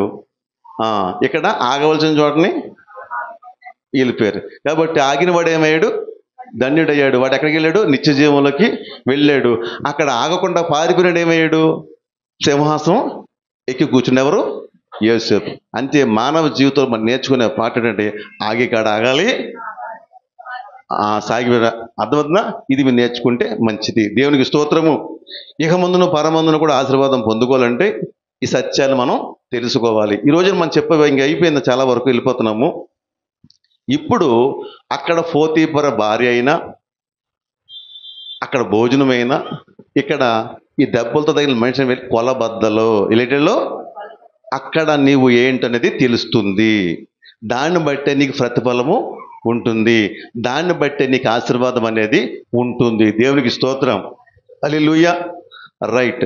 ఇంకా కొన్ని కొలబద్దలు ఉన్నాయి. ఇంకా కొలబద్దలు ఏంటంటే, మన టైం ఎంత నాకు తెలియట్లేదు ఇది. హల్లెలూయా. రైట్. ఇంకా కొలబద్దలు చెప్పుకోవాల్సి వస్తే ధనం. నాలుగోది ఏంటి? ధనం దగ్గర మనం గుణం ఏంటనేది తెలుసుకో. ధనం కూడా ఒక కొలబద్దలాంటిదే. ధనం దగ్గర నీ స్వభావం ఏంటి, నీ మనసు ఏంటో మనకు అర్థము అయిపోతుంది. కొందరు ఈ విషయంలో చూస్తే ధనం అంట మనుషుల్ని ఏం చేస్తుందంట, ధనం ఏం చేస్తుందంటే కొందరికి దొంగతనం నేర్పుతుంది, కొందరికి మోసం చేయటం నేర్పుతుంది, కొందరికి ఏం చేస్తుందంటే అబద్ధలాటం నేర్పిస్తుంది. కాబట్టి ఇది ధనంలో, ఆ ధనం అనే స్కేల్ దగ్గర నీ స్వభావం ఎలా మారిపోతుంది అనేది చూసుకోవచ్చు. అలా మనం గమనించుకుంటుంటే మన బైబిల్లోని తీట్లు చాలా టైం అయిపోతుంది. మనకు ఆకాను కనపడతాడు. ఆకాను కనబడతాడు. దేవుడు ఏది చేయొద్దన్నాడో, ఏది ముట్టు దాన్ని పట్టుకున్నాడో, దాన్నే దాచుకున్నాడు. దానివల్ల ఏం చేశాడు, తన కుటుంబానికే తీరని మరణాన్ని తీసుకొచ్చాడు. రెండో వ్యక్తి ఎవరు అంటే గెహాజీ. చాలామంది ఉన్నారు మధ్యలోని. గెహాజీ గొప్ప గురువు గారు, గొప్ప ప్రవక్త. ఆ గొప్ప ప్రవక్త దగ్గర ఎన్నో ఉపన్యాసాలు విన్నాడు, ఎంతో సత్యాన్ని తెలుసుకున్నవాడు. రేపు తర్వాత కాలంలో ఆ ఏలీషా తర్వాత నెక్స్ట్ అవ్వాల్సిన పరిధిలో ఉన్నవారు గెహాజీ. కానీ ఏమయ్యాడు, ధనాపేక్షకు బానిసై ఆ ధనం చూడగానే, ఆ బట్టలు చూడగానే కళ్ళు ఏమైనాయంట, మార్పు వచ్చేసింది. వెంటనే అతనిలో గురువు గారిని మోసం చేయాలనే మనస్తత్వం వచ్చేసింది. ఆ ప్రవక్తనే మోసం చేయడం అర్థమేంటి, దేవుణ్ణి మోసం చేశాడు. దానివల్ల ఏం తెచ్చుకున్నాడు, శాపాన్ని తెచ్చుకున్నాడు. తనకి తన ఇంటి వారు కూడా నిత్యమైన శాపాన్ని తెచ్చుకున్నాడు. ధనము జాగ్రత్త సుమ. ధనము కూడా మన జీవితంలో గొప్ప కొలబద్ద. అక్కడ ఎంత జాగ్రత్తగా ఉంటే అంత నీకు ఆశీర్వాదము. దీని విషయంలో తప్పిపోయిన వారు మరణం తెచ్చుకున్నారు, తప్పిపోయిన వారు శాపం తెచ్చు, తప్పిపోయిన వారు గొప్ప ఆశీర్వాదాన్ని పోగొట్టుకున్నారు. అందుకే వాకింగ్ ధనాపేక్ష సమస్తమైన వీడునకు మూలము. కొందరు దాన్ని ఆశించి తమ్మును తామే పొడుచుకునిరి. అర్థమవుతుందా? ధనం సంపాదించండి, కానీ అడ్డదారుల సంపాదన క్షేమము కాదు. అలాగే ఏ కష్టము లేకుండా సుఖంగా సంపాదించాలంటే అర్థం ఏంటి, సెల్ చేతి పట్టుకుని బెట్టింగ్ గిడతో కూర్చుంటే ఏమవుతుంది, ఒకరోజు నేను పట్టగా పైకి లేపుతుంది, మరో రోజు నీకు ఆఘాతంలోకి పడేటప్పుడు నీ గురుతాడు తప్ప ఇంకేమి. కానీ దానివల్ల అంటే ధనాపేక్ష సమస్తం కీడునకు మూలము. కాబట్టి అలాగే మూడవ వ్యక్తి ఎవరంటే అననీయ సప్ఫీరా.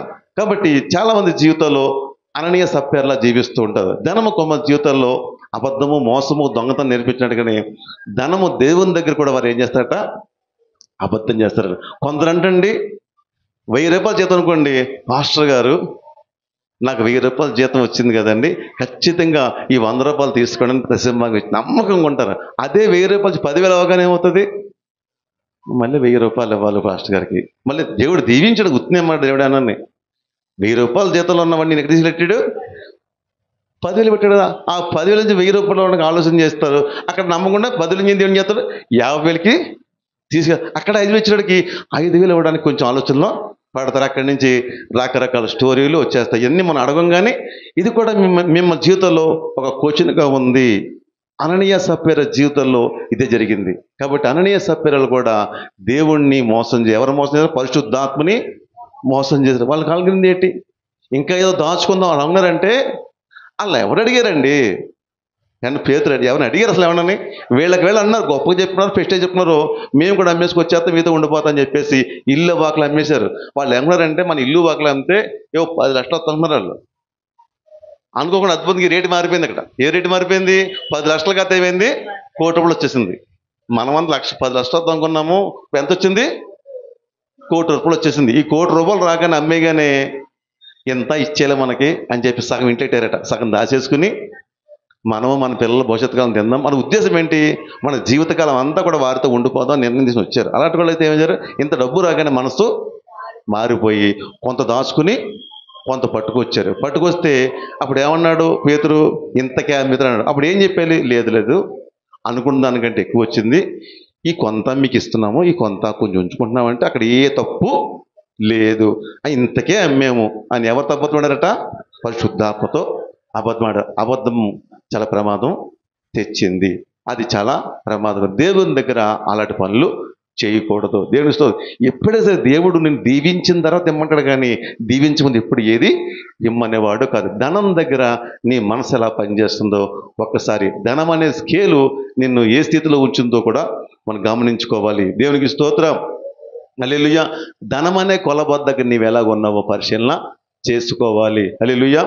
రైట్. మనం ఒక విషయం ఏంటంటే, మనం ఎవరైతే ఈ యొక్క గుణము ధనం దగ్గర నమ్మకం ఉంటామో వారు ఏమవుతారట, దీవించబడి పరలోకంలో గొప్ప ఇహమందును పరమందును కూడా గొప్పగా జీవిస్తారు. దేవుని స్తోత్రం. చివరిగా కొన్ని వాక్యాలు మాత్రం తీయిస్తాను, మీరు ఒకసారి వాటిని రిపీట్ చేసుకొని దేవుని స్తోత్రము. ఈ 4 వాక్యాలు ఒకసారి మీరు జ్ఞాపకం చేసుకోండి. హల్లెలూయా. రైట్. మత్తయి సువార్త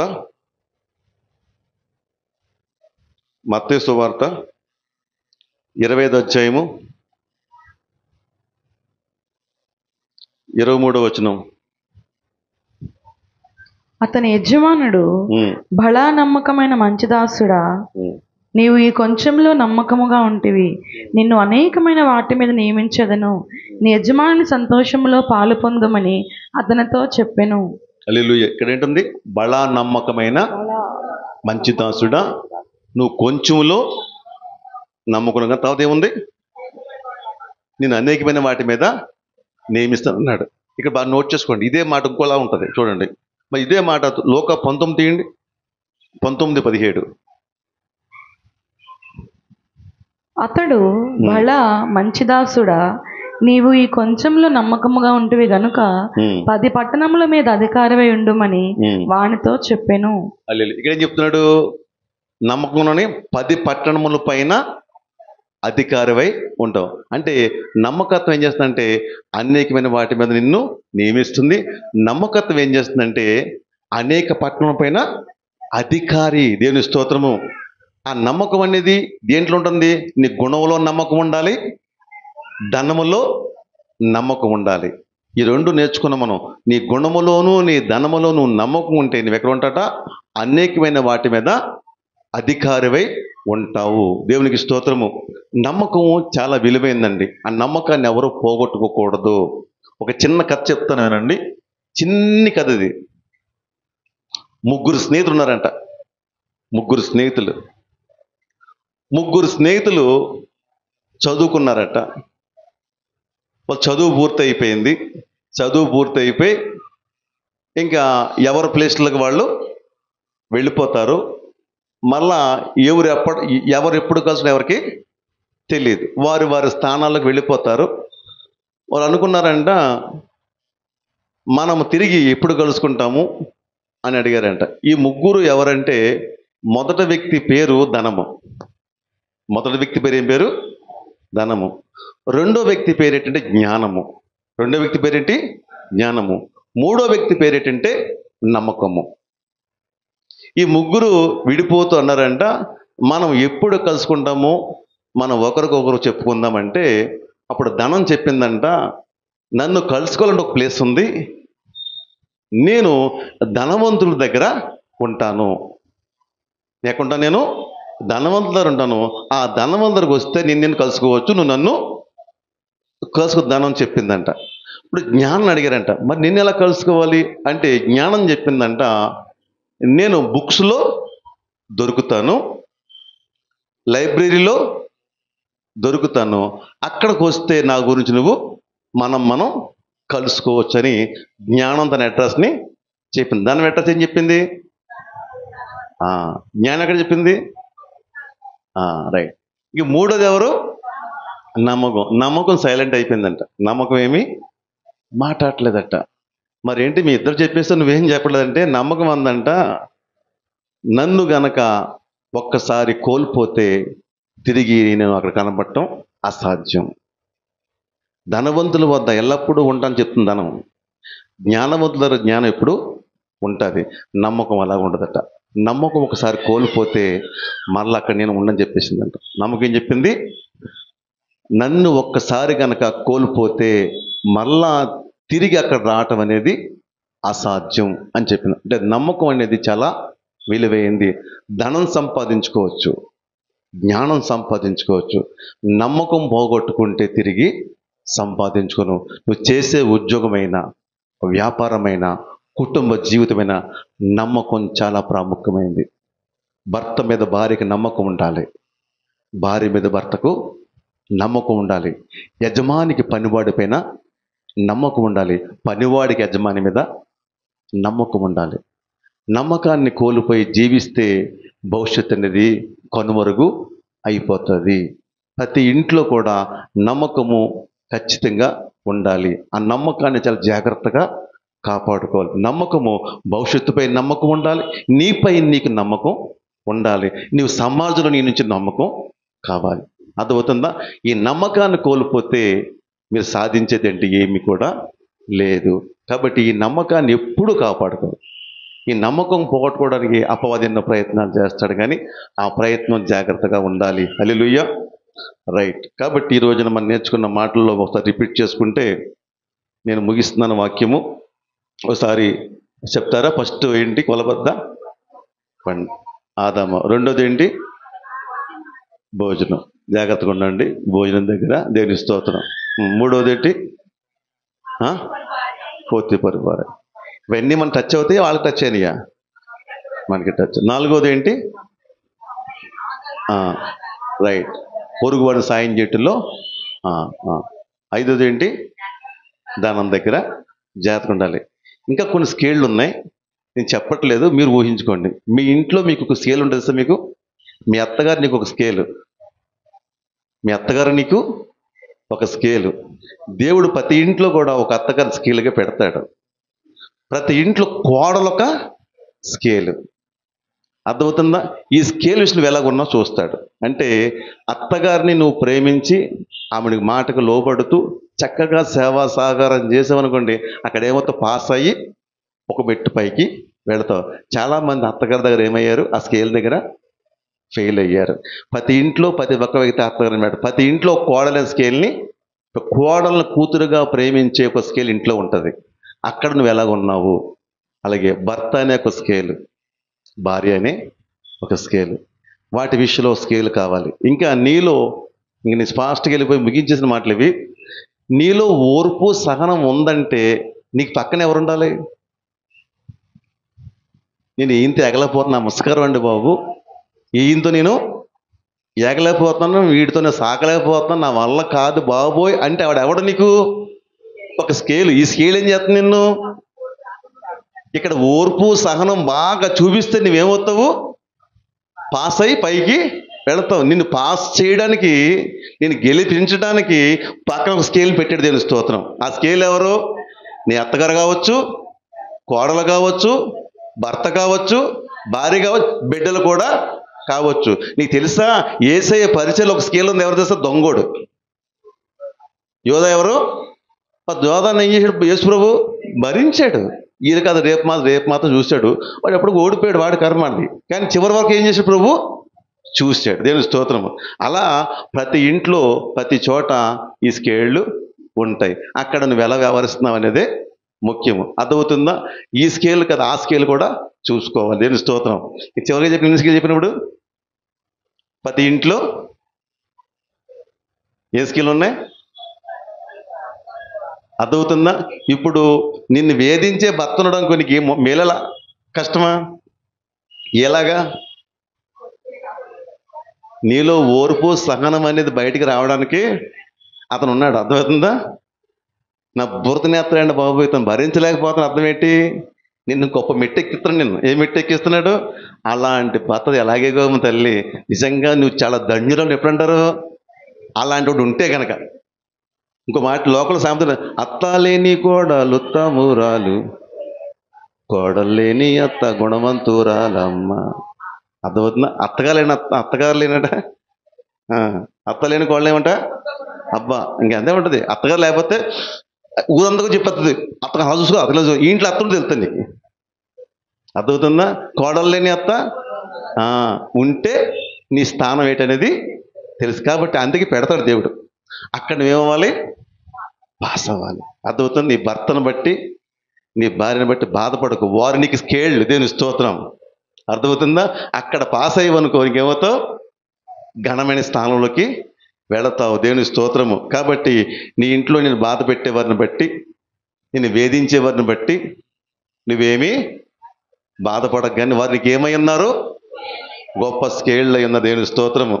అర్థమవుతుందా? దేవుడి మాటలను దీవించును గాక. ఆమేన్. దేవునికి స్తోత్రం. ప్రార్థన చేసుకుందాం. హల్లెలూయా. ప్రార్థన. రైట్. చిన్న సాక్ష్యం ఉందా? ఏంటమ్మా?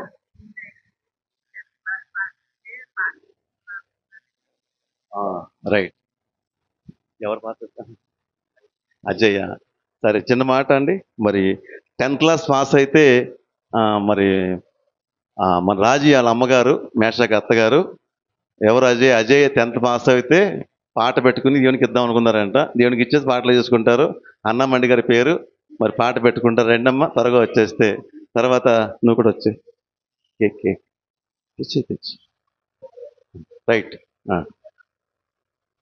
ఇప్పుడు అజయ్ని ఫస్ట్ అలా చేయకూడదు. మీరు అజయ్ని మాకు ఇచ్చేయాల. అసలు మీ సొత్తు కాదు, అలా ఇచ్చేస్తారు మీద ఇల్లు కడతాను. ముందు మీ అమ్మాయి అల్లుని అడిగారా? రైట్ అమ్మా, ఇచ్చేయండి అమ్మా. అప్ చెప్పండి మాకు.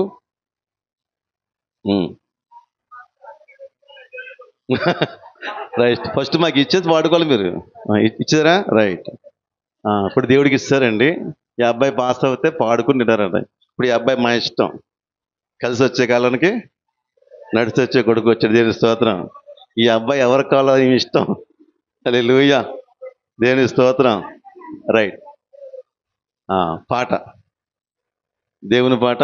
దేవుని పాట అనకూడదు మళ్ళీ, అన్నిటి మళ్ళీ అంత తక్కువగా ఉంటుంది. ఫస్ట్ పాట 500. ₹1 పెట్టుకుంటూ పోతే సాయంకాలం బ్రదర్ అయిపోద్ది. 650 అండి. 800 అంట. ₹1000. ఒకటోసారి, రెండోసారి ఎవరు? మీరు అన్నమ్మడి గారు ₹1000. రైట్. అన్నమ్మకి ఇచ్చేద్దాం, కొట్టిసాం అంతే పాట. రైట్. గాడ్ బ్లెస్ యూ అమ్మ. మంచిది. ఇది బైబిల్ విధానమే. దీన్ని మేము ప్రోత్సహిస్తున్నాము. దేవుని స్తోత్రము.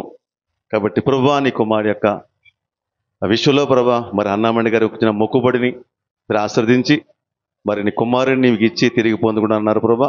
ఈ 10th క్లాస్లో బిడ్డకి ఇచ్చిన విజయాన్ని బట్టి తిరిగి మళ్ళీ తన తోటి విద్యార్థులు కలుసుకుని మరి చక్కని చదువుకుని మంచి భవిష్యత్తులో ప్రవేశించి కృపను ఇచ్చినందుకు వందనాలు. అమ్మగారి మొక్కుబడిని దీవించింది ఆమె వందనాలు. అలాగే నమ్మకంగా నీ బిడ్డ నీ మందిరంలో మొక్కుబడి తీర్చుకున్న కృపను ఇచ్చినందుకు స్తోత్రం. తీరు చేసిన మేలు కోటసులు తెలుసుకుంటూ మహిమాగంతా మీరే పొందని యేసు నామములో ప్రార్థిస్తున్న తండ్రి. ఆమేన్. మీరు ఇవ్వాలి, మీరు ఇచ్చి కొనుక్కోవాలి. ప్రవచన కాలం. హల్లెలూయా. రైట్. మంచిది. సాక్ష్యమా?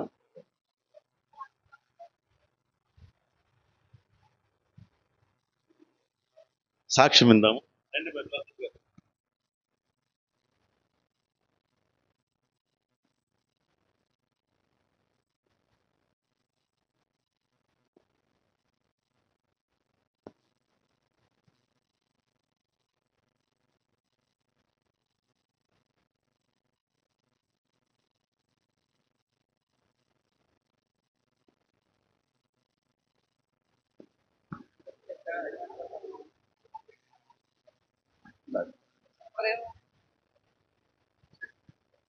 మొదటగా దేవునికి వందనాలండి.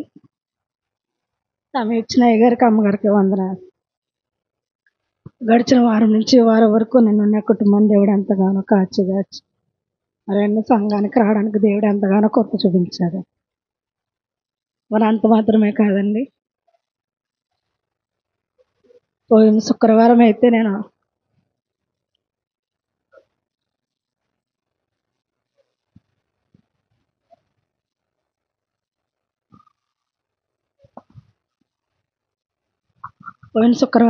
ఆల్ నైట్ ప్రేయర్కి వచ్చాను. ఆల్ నైట్ ప్రేయర్కి వచ్చి ప్రార్థన చేసుకుని 1:30 అయ్యిందండి. కిందకి వెళ్ళాను. ఈయనైతే రాలేదని, నీరసంగా ఉందని, నేను రానమ్మ నువ్వు వెళ్ళనేసి అన్నారు నన్ను. నేను ప్రార్థనకు వచ్చండి కిందకి దిగాను. అయితే సంపత్ అక్క ఎవరు వచ్చారన్నారు. నేను ఒక్కదాన్ని వెళ్తానమ్మా పర్లేదంటే, అక్క 1:00 అయిపోయింది వద్దు అనేసి అన్నారండి. వాళ్ళ అమ్మగారు అయితే అక్కని దించేసి రా అనేసి అంటే తీసుకొచ్చి మా ఇంటి దగ్గర నన్ను దించేసి వచ్చారు. పైకి వెళ్ళి చూసినాడికి వంటగదిలోకి వెళ్తే ఈయన భోంచేసి లేరండి. మా పాపను లేపి అడిగితే అమ్మ డాడీ భోజనం చేయలేదు అనేసాను. వద్దమ్మా నాకు, నేను పాలు తాగేసి పడుకున్నా, నీరసంగా ఉందనేసి అన్నారు. చూస్తే జ్వరం అయితే చాలా ఎక్కువగా ఉందండి. సరే అనేసి ఇంకా మేము వెళ్ళి పడుకుని పోయానండి. పొద్దున్న కూడా అలాగే నీరసంగా ఉన్నారు, డ్యూటీకి వెళ్ళి మానేయండి అనేసి అంటే మా అన్న నేను వెళ్ళిపోతానమ్మా సెలవు ఎవరు నాకు అనేసి అన్నారు. వెళ్ళిపోయారండి డ్యూటీకి. అయితే నేను క్యారేజ్ వండేసాను కానీ నీకు పెట్టను, నేను మీరు మధ్యాహ్నం నుంచి వచ్చి నేను కూడా వచ్చేస్తాను మీతోటి అని చెప్పి నేనైతే మీరు మధ్యాహ్నం నుంచి నా దగ్గరికి రావడం, నేను తీసుకుని రావడం, ఇంటికి వస్తామండి. జ్వరం ఎంత ఫుల్గా ఉందంటే చాలా వేడిగా ఉందండి. అయితే ట్యాబ్లెట్ వేసుకున్నారు, పడుకుని పోయారు. నడండి ఒకసారి హాస్పిటల్కి వెళ్దాం, హాస్పిటల్కి వెళ్ళొద్దాం అనేసి అంటే రాను నేను, నాకు బాగానే ఉంది అనేసి అన్నారు. హాస్పిటల్ దగ్గరికి, పెద్ద హాస్పిటల్ దగ్గరికి 2 సార్లు వెళ్ళి వచ్చామండి. కానీ నా హాస్పిటల్ లోపలికి రాలేదు. ఒకసారి నా పేసీఆప్ వేసుకుని వచ్చారు, ఒకసారి డ్యూటీకి వెళ్ళి వచ్చారు, కానీ హాస్పిటల్ లోపలికి అయితే రాలేదండి. టైము 8:30, 9 అయిపోతుంది. ఈయనకేమో జ్వరం తగ్గట్లేదు. ఇంచుమించు 106, 108 ఎంత ఉన్నదో తెలియదండి. జ్వరం అయితే చాలా వేడిగా ఉందండి. అయితే మీ తమ్ముడికి చేస్తాను ఫోను, వస్తాడు తీసుకెళ్తాడంటే వద్దొద్దు చెప్పక, వాళ్ళకి చెప్తే వాళ్ళు భయపడిపోతారనేసి ఈయన అంటున్నాడు. ఇలా కాదు ఈయన ఎలాగ అంటాడన్న, ఫోన్ పెట్టుకుని పైకి వెళ్ళి మా మధ్య గారికి చేస్తే ఎక్కడో బయట ఉన్నాను అన్నాడు. మొన్న అరగంట చేసినాక మళ్ళీ చేశాను. చెప్పమ్మా మర్చిపోని ఫోన్ చేద్దామని ఇప్పుడు వచ్చాను అన్నాను. ఇలాగ అన్నీ కొద్ది నీరసం ఉంది, ఒకసారి ఇంటికి రా అంటే గబగబా రావడమండి. అయితే ఈయనేమో ఆయన వచ్చినాక కూడా హాస్పిటల్కి రానానండి. అయితే డాడీ ఒకసారి వెళ్ళి డాడీ అమ్మరమ్మంటుంది, బాబాయ్ వచ్చాడు, ఒకసారి వెళ్ళి మా పాప బ్రతిమలాడింది. అయితే హాస్పిటల్కి వెళ్ళడం జరిగింది. ఇక్కడ ఎంత వేడిగా ఉందంటే ఒళ్ళు, ఈయన నల్లేని స్థితిలో కిందకి అలా దిగారు. అయితే అక్కడికి వెళ్ళినాకలా జ్వరం లేదండి. పెద్ద హాస్పిటల్కి వెళ్ళినాకలా ఎమర్జెన్సీ వార్డుకి వెళ్ళినా జ్వరం లేదు. మీకు ఏమైందో చెప్పమన్నా డాక్టర్ గారు అడిగితే నాకు జ్వరం అండి, మేమందరం అదే చెప్తున్నాం, ఆయన జ్వరం చెప్తే జ్వరం లేదు. ఏంటమ్మా జ్వరం లేదని అంటున్నారు, ఇంకా ఏముందని నేను అడిగితే నాకు ఎడం చేయట్లా అవుతుందండి అని అన్నారు. అయితే వెంటనే ఆయన ఎడం చేయలా అవుతుంది అనగానే ఈసీజీ తీశారండి. ఈసీజీ కానీ మా సార్ అన్నారా బాగానే ఉంది వెళ్ళిపోండి పర్లేదు అన్నాడండి ఒక ఆయన.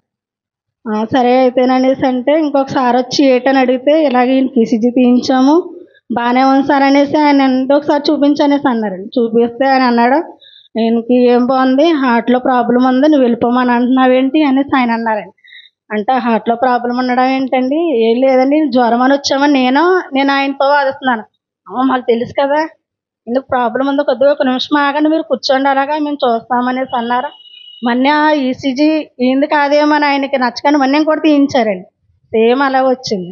అయితే ఈయన జాయిన్ అవ్వాలమ్మా, మీకు ట్రీట్మెంట్ చేస్తాము, ఇన్ని ఉంచండి అనేసి అన్నారండి. మళ్ళీ అక్కడి నుంచి గుండె వ్యాధికి తీసుకెళ్ళి 30వ వార్డుకి తీసుకెళ్ళి మొన్న అక్కడ పీజీసీ తీయించండి, జాయిన్ అవ్వాలనేసి అన్నారు. ఎక్స్రే తీసినప్పుడు నాకు అసలు ఏం తొయ్యట్లేదండి, అసలు తొయ్యకపోతే నన్ను ఎక్స్రే తీసే కాడికి వెళ్ళినప్పటికీ నాకు పాస్టర్ గారు అప్పుడు గుర్తొచ్చారండి. వెంటనే నేను పాస్టర్ గారికి 2 అవుతుందని టైం, వెంటనే పాస్టర్ గారు ఫోన్ ఎత్తారు. అయితే పాస్టర్ గారు ఎలా ఉందండి అనేసి అంటే ఏం భయపడకమ్మా ప్రార్థన చేస్తామని ప్రార్థన చేశారండి. ఈసీజీలో ఎక్స్రేలో కూడా బాగోలేదమ్మా అనేసి అన్నారు. మేము జాయిన్ అవ్వడం జరిగిందండి. అంటే మేము జాయిన్ అయినోడికి 2:30 అయిపోయింది. అంటే ఆదివారం వస్తుంది అనమాట అండి. ఆదివారం వస్తే ఆ రోజున డాక్టర్లు ఎవరో రాలేదు. సోమవారం రావడమండి. సోమవారం యాంజియోగ్రామ్ అన్న టెస్ట్ ఒకటి రాశారండి ఈయనకి, అది మంగళవారం చేశారండి. అయితే మంగళవారం చేసినాకలా ఈయన బాగానే ఉన్నారు. అక్కడికి వెళ్ళాము, అయిపోయింది. నేను వెళ్ళినప్పుడు కూడా పాస్టర్ గారికి ఫోన్ చేశాను, బాగానే ఉంటుందమ్మా మీరు భయపడకండి నాకు ధైర్యం చెప్పండి పాస్టర్ గారు. మరి అక్కడైతే వెళ్ళడం జరిగింది. అక్కడికి వెళ్ళినాక ఈయన చేశారు. ఆ రోజు నైట్ అయితే అండి ఆ రూమ్లోకి అతను బాగోపోతే మేము బయటకు వచ్చాము. అప్పటికే నాకు 3 రోజుల నుంచి నేను ఆల్రెడీ పేరుకి వచ్చాను. శుక్రవారం, శనివారం, ఆదివారం, సోమవారం కూడా నాకు నిద్ర లేదండి. అయితే ఈయన అన్నారు, అమ్మ బెడ్షీట్ అలాగే వేస్తే నువ్వు చేరబడి కూర్చుంటాననేసి అనగానే నేను పడుకున్నానండి. నాకు 2 సంవత్సరాల కిందట నాకు వెనకాతలో ఒక చిన్న కాయ ఒకటి వచ్చిందండి. ఆ కాయ రావడం వల్ల నేను అంటే నొప్పి లేదు ఎప్పుడూనండి, చిన్నదే కదా అనేసి నేను అలా ఉంటుంది ఇన్ని హాస్పిటల్లో జాయిన్ అయ్యాక 3 రోజుల నుంచి నాకు అది కూడా నొప్పి వస్తుంది. ఆ పడుకోగానే ఏమైందంటే అది ఆ కాయకు ఒక కింద నేల ఒకటి నొక్కేసి దడ వచ్చేసి ఇంకా ఇలా షేక్ కింద వచ్చేసి ఏడుపు మొదలెట్టానండి. ఇలా ఉన్నాయటము ఇప్పుడు ఎంత అని ఇలాగ అయిపోయింది అనేసి నన్ను అని ఆ పొద్దున్న మరి ఓపీ రాయించుకుని ఒకసారి చూపించుకనేసి నన్ను పంపించారు. మా పిన్ని గారు అమ్మాయి ఓపీ రాస్తుందండి, నేనైతే ఓపీ రాయించుకోవడానికి నాకు ఇష్టం లేదు. నేను చూస్తే ఇలాగ నన్ను అక్కడికి వెళ్తే ఒకవేళ ఆపరేషన్ అంటారని నాకు భయం. అనగానే అమ్మాయి ఏమీ ఉండదక్క రా అనేసి తీసుకెళ్ళి చూపించండి చేశారు. కానీ నాకు జాయిన్ అయిపోమంటారని నాకు టెన్షన్ ఒకటి ఉండిపోయింది. సరే వెళ్ళి చేయించుకున్నానండి. పెద్ద లైన్ ఉంది, అయినా వెనక్కి వచ్చేసాను. ఓపీ సీట్ చింపైపోయాను, వద్దని అన్నారు. అయితే తీసుకెళ్ళి చూపించినాక అలా ఆ డాక్టర్ అమ్మ గారు అన్నారు సీరియస్గా ఉంది, వెంటనే సీరియస్ ఆపరేషన్ చేయాలని అన్నారండి. నాకు ఏంటండి ఆయన చూస్తేనే మంచం మీద ఉన్నారు, నాకు చూస్తేనేమో ఆపరేషన్ అంటున్నారు. నాకేం తెలియదండి అసలు. అది తెలియకపోతే నేను అన్నారు ఏం భయపడకమ్మా, ఎందుకు అందరూ అన్నారు చేయించేసుకో, ఏదైతే అయింది చేయించేసుకో, ధైర్యంగా వెళ్ళు అనేసి అన్నారు. అయితే నేను వెళ్ళగానే వాళ్ళు సాయంత్రం అన్నారు. నిజంగా సాయంత్రం అండి, 2 రోజులు ఉంచుతారా, టెస్టులు అవి చేస్తారు కదా, ఈయనకి ఈ లోపు ఏమన్నా బాగుంటుందేమో నా ఉద్దేశం. లేదమ్మా నీకు సాయంత్రమే చేసేస్తాం, నువ్వు జాయిన్ అయిపోవాలనేసి అండి నాకు ఆపరేషన్ చేయడం జరిగింది. బుధవారం సాయంత్రం చేస్తారండి. చేయడము వెంటనే నువ్వు ఇంటికి వెళ్ళిపోవచ్చాను అన్నారా. నేనేమో నువ్వు బాగాలేదు కదా నువ్వు ఇంటికి వెళ్ళిపో, నేను ఉండలేనండి ఇంటికి వెళ్ళినాను అనేసి నేను హాస్పిటల్ ఉండిపోయానండి.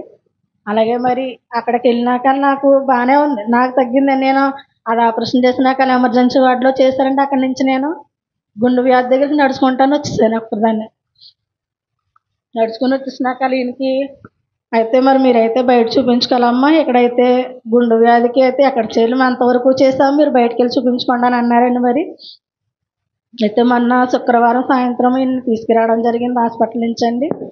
అలాగే మరి బయట హాస్పిటల్కి చూపిందామని అనుకుంటున్నాము. మరి దేవుని చిత్తం ఏమైందో తెలియదండి.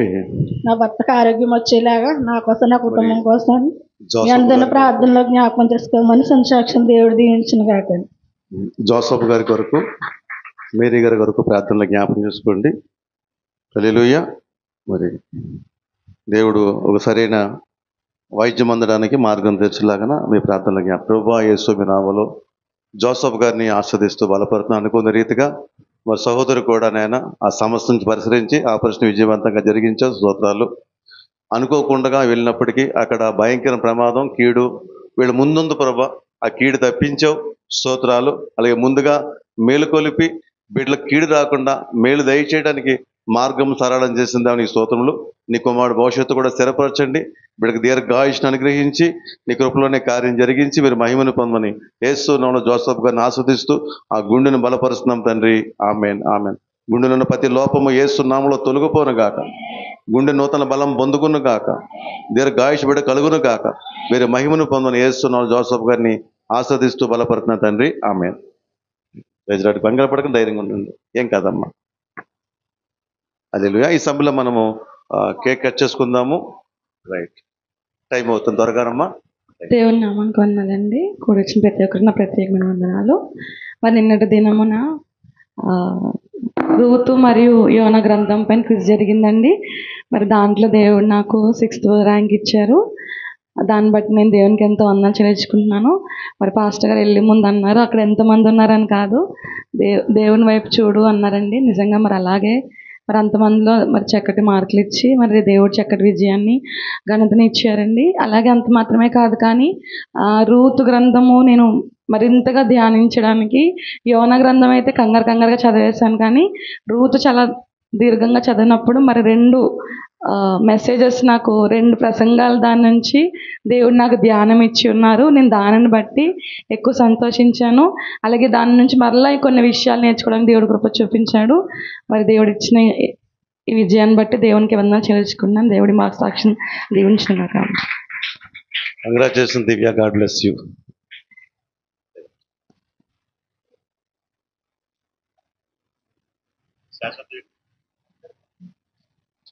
దేవుని నామానికి వందనాలండి. ఈరోజు మా వారు పుట్టినరోజు. మరి ఆయన చిన్నప్పటి నుంచి కూడా ప్రతి పుట్టినరోజు బాగా జరిగింది. నేను కూడా పెళ్ళైన 2 సంవత్సరాలు బాగా చేయడానికి దేవుడు కృప చూపించాడు. అప్పుడైతే నేను జాబ్ చేసేదాన్ని. అయితే ఈ నెల అనుకున్నాను, మరి నా చేతిలో ఏమీ లేదు ప్రభా, రూపాయి కూడా నా చేతిలో లేదు, పరిస్థితి నీకు తెలుసు, నేను నీ పని మీద ఉన్నాను, నువ్వు ఏదో ఒక విధంగా మార్గం తెలుసు, ఆ టైంకి వెళ్ళా బాగా జరుగుతుంది అనుకున్నాను. డాక్టర్ వచ్చేస్తుందని చెప్పారండి, తిరగేస్తున్నారండి. ఇంకేముంది 1,30,000 వచ్చేస్తే ఇంకా ధూమ్ధామ్గా చేసేద్దాం అనుకున్నాను, అది ఆగిపోయింది. మా అన్నయ్య 50,000 ఇస్తానని మెసేజ్ పెట్టాడు 10వ తారీఖున, అది ఆగిపోయింది. ఫోన్లే బైబిల్ క్విజ్కి వెళ్తే కనీసం థర్డ్ ప్రైజ్ ఏ ప్రైజ్ వచ్చినా 3,000 వచ్చినా బాగుంది అనుకుంటే అదే అసలు రీచ్ అవ్వలేకపోయాను.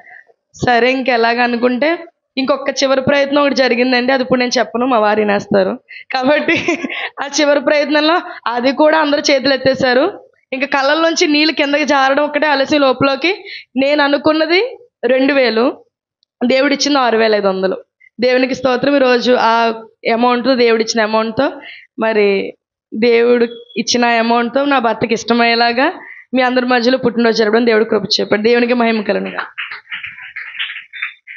దేవునికి మహిమ కలుగును గాక. సరే, రైట్. మనందరం కూడా కుడి చేయి ముందుకు చాపి కుమారుడు జయప్రకాష్ని ఆశ్రదిద్దాము. అమ్మగారు వచ్చారా? స్తోత్రములు నాయన, స్తోత్రములు. యేసు ప్రభువా నీ పరిశుద్ధ నామములో మీ కుమారుడు జయప్రకాష్ని, బిడ్డకిచ్చిన భార్య దివ్యజ్యోతిని, అమ్మగారు లక్ష్మి గారు, నాన్నగారు గంగాధర్ గారిని యేసు మీ నామములో ఆశ్రదిస్తూ బలపరుతున్నా తండ్రి. ప్రభువా నీ కుమారుడిని జ్ఞాపకం చేసుకోండి. గర్భములో పిండముగా ఏర్పడిన నాడు మొదలుకుని నేటి వరకు నీ కుమారుడిని భద్రపరిచి అనేక ప్రమాదాలు, అనేక ఆటంకాలు, అనేక అవమానాలు, అనేక ఇబ్బంది తప్పించి తొలగించి చక్కని భార్యను జతపరిచి కుటుంబంలో బలమైన పాత్రగా దీవించి బైబిల్ ట్రైనింగ్లో నీ బిడ్డను బలపరుచు. రాబోయే కాలంలో గొప్ప సేవకుడిగా బిడ్డను అభిషేకిస్తున్నాను. స్తోత్రాలు తండ్రి. యేసు మీ నామములో బిడ్డను దీవి, బిడ్డకి దీర్ఘాయుష్ యేసు నామములో కలుగును గాక. నూతన బలము, నూతన శక్తి, నూతన ఆరోగ్యం యేసు నామములో కలుగును గాక. బిడ్డ మంచి సాక్ష్యం కలిగి నిన్ను మహింపరిచే భాగ్యం దయచేయండి. చేసిన ఉద్యోగములో, సేవ పరిచయలో దీవించి బలపరిచి మీరు మహిమను పొందండి. కుటుంబం కట్టిన జ్ఞానం, ప్రార్థనా జీవితం కలిగి త్వరలో చక్కని సంతత కలిగి నిన్ను మహింపరిచే భాగ్యం దయచేయమని యేసు నామములో బిడ్డను ఆస్వాదిస్తూ బలపరుతున్న తండ్రి. ఆమెన్. తండ్రి, కుమార, పరిశుద్ధాత్మ నామములో బిడ్డను అభిషేకిస్తున్న తండ్రి. ఆమెన్.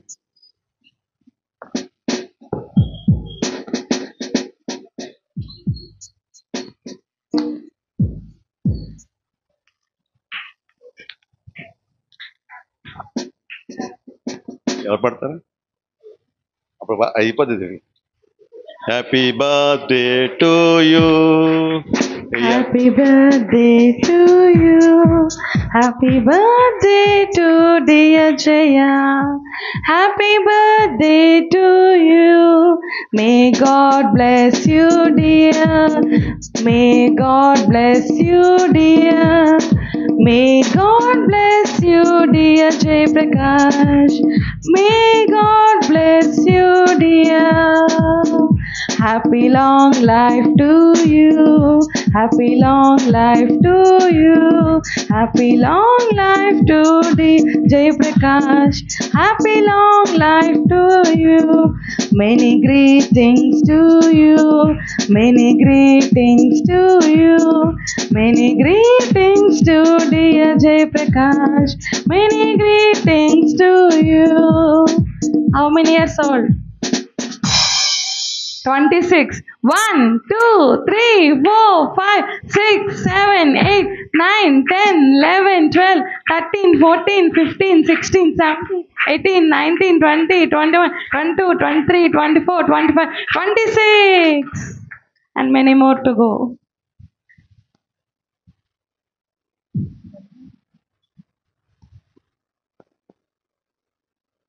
ప్రార్థన. సకల ఆశీర్వాదములకు కాండభూతుడా యేసు ప్రభువా నీ పరిశుద్ధ నామములో నీ ప్రియబిడ్డలందరినీ ఆస్వాదిస్తూ బలపరుస్తున్నా తండ్రి. ఈ ఉదయకాల సమయంలో ఎన్నో విషయాలు మీ సన్నిధిలో నేర్చుకోవడం కృప చూపించు. నిజమే ప్రభు, అలనాడు కాదు ఇలనాడు కూడా మా జీవితంలో మా ముందు మమ్మల్ని తూచి కొలిచే కొన్ని విషయాలు మా ముందే ఉన్నాయి తండ్రి. వాటి విషయంలో మీ మెలకువగలిగి గ్రహించుకుని వాటి జయం పొందే శక్తిని దయచేయండి. ఇంతవరకు ఎట్లా ఓడిపోయామో ఆ ఓడిపోయిన వాటిపై మాకు జయము దయచేయండి. ఇంకా మా ముందున్న వాటిని యేసు ప్రభువా మీ శక్తి చేత, మీ బలము చేత, పరిశుద్ధాత్మ సహాయం చేత జయించే శక్తిని, బలమును మాకు అనుగ్రహించండి. బలా నమ్మకమైన మంచి దాసుడా, నువ్వు కొంచెంలో నమ్మకంగా ఉన్నామనే సాక్ష్య జీవితం మేము కలిగి ఉండే కృపను దయచేయండి. మా గుణములో, ధనములో, అన్ని విషయాల్లో కూడా నమ్మకంగా జీవించి నేను మహింపరిచే భాగ్యం దయచేయమని యేసుక్రీస్తు నామములో ప్రార్థించి అడిగి పొందుకున్నాను తండ్రి. ఆమెన్. మన తండ్రి అయిన దేవుని ప్రేమయు అని కుమారుడు కృపయు పరిశుద్ధాత్మ సహవాసం ఇప్పుడు ఎల్లప్పుడు సదాకాలం తోడైండు గాక. ఆమెన్.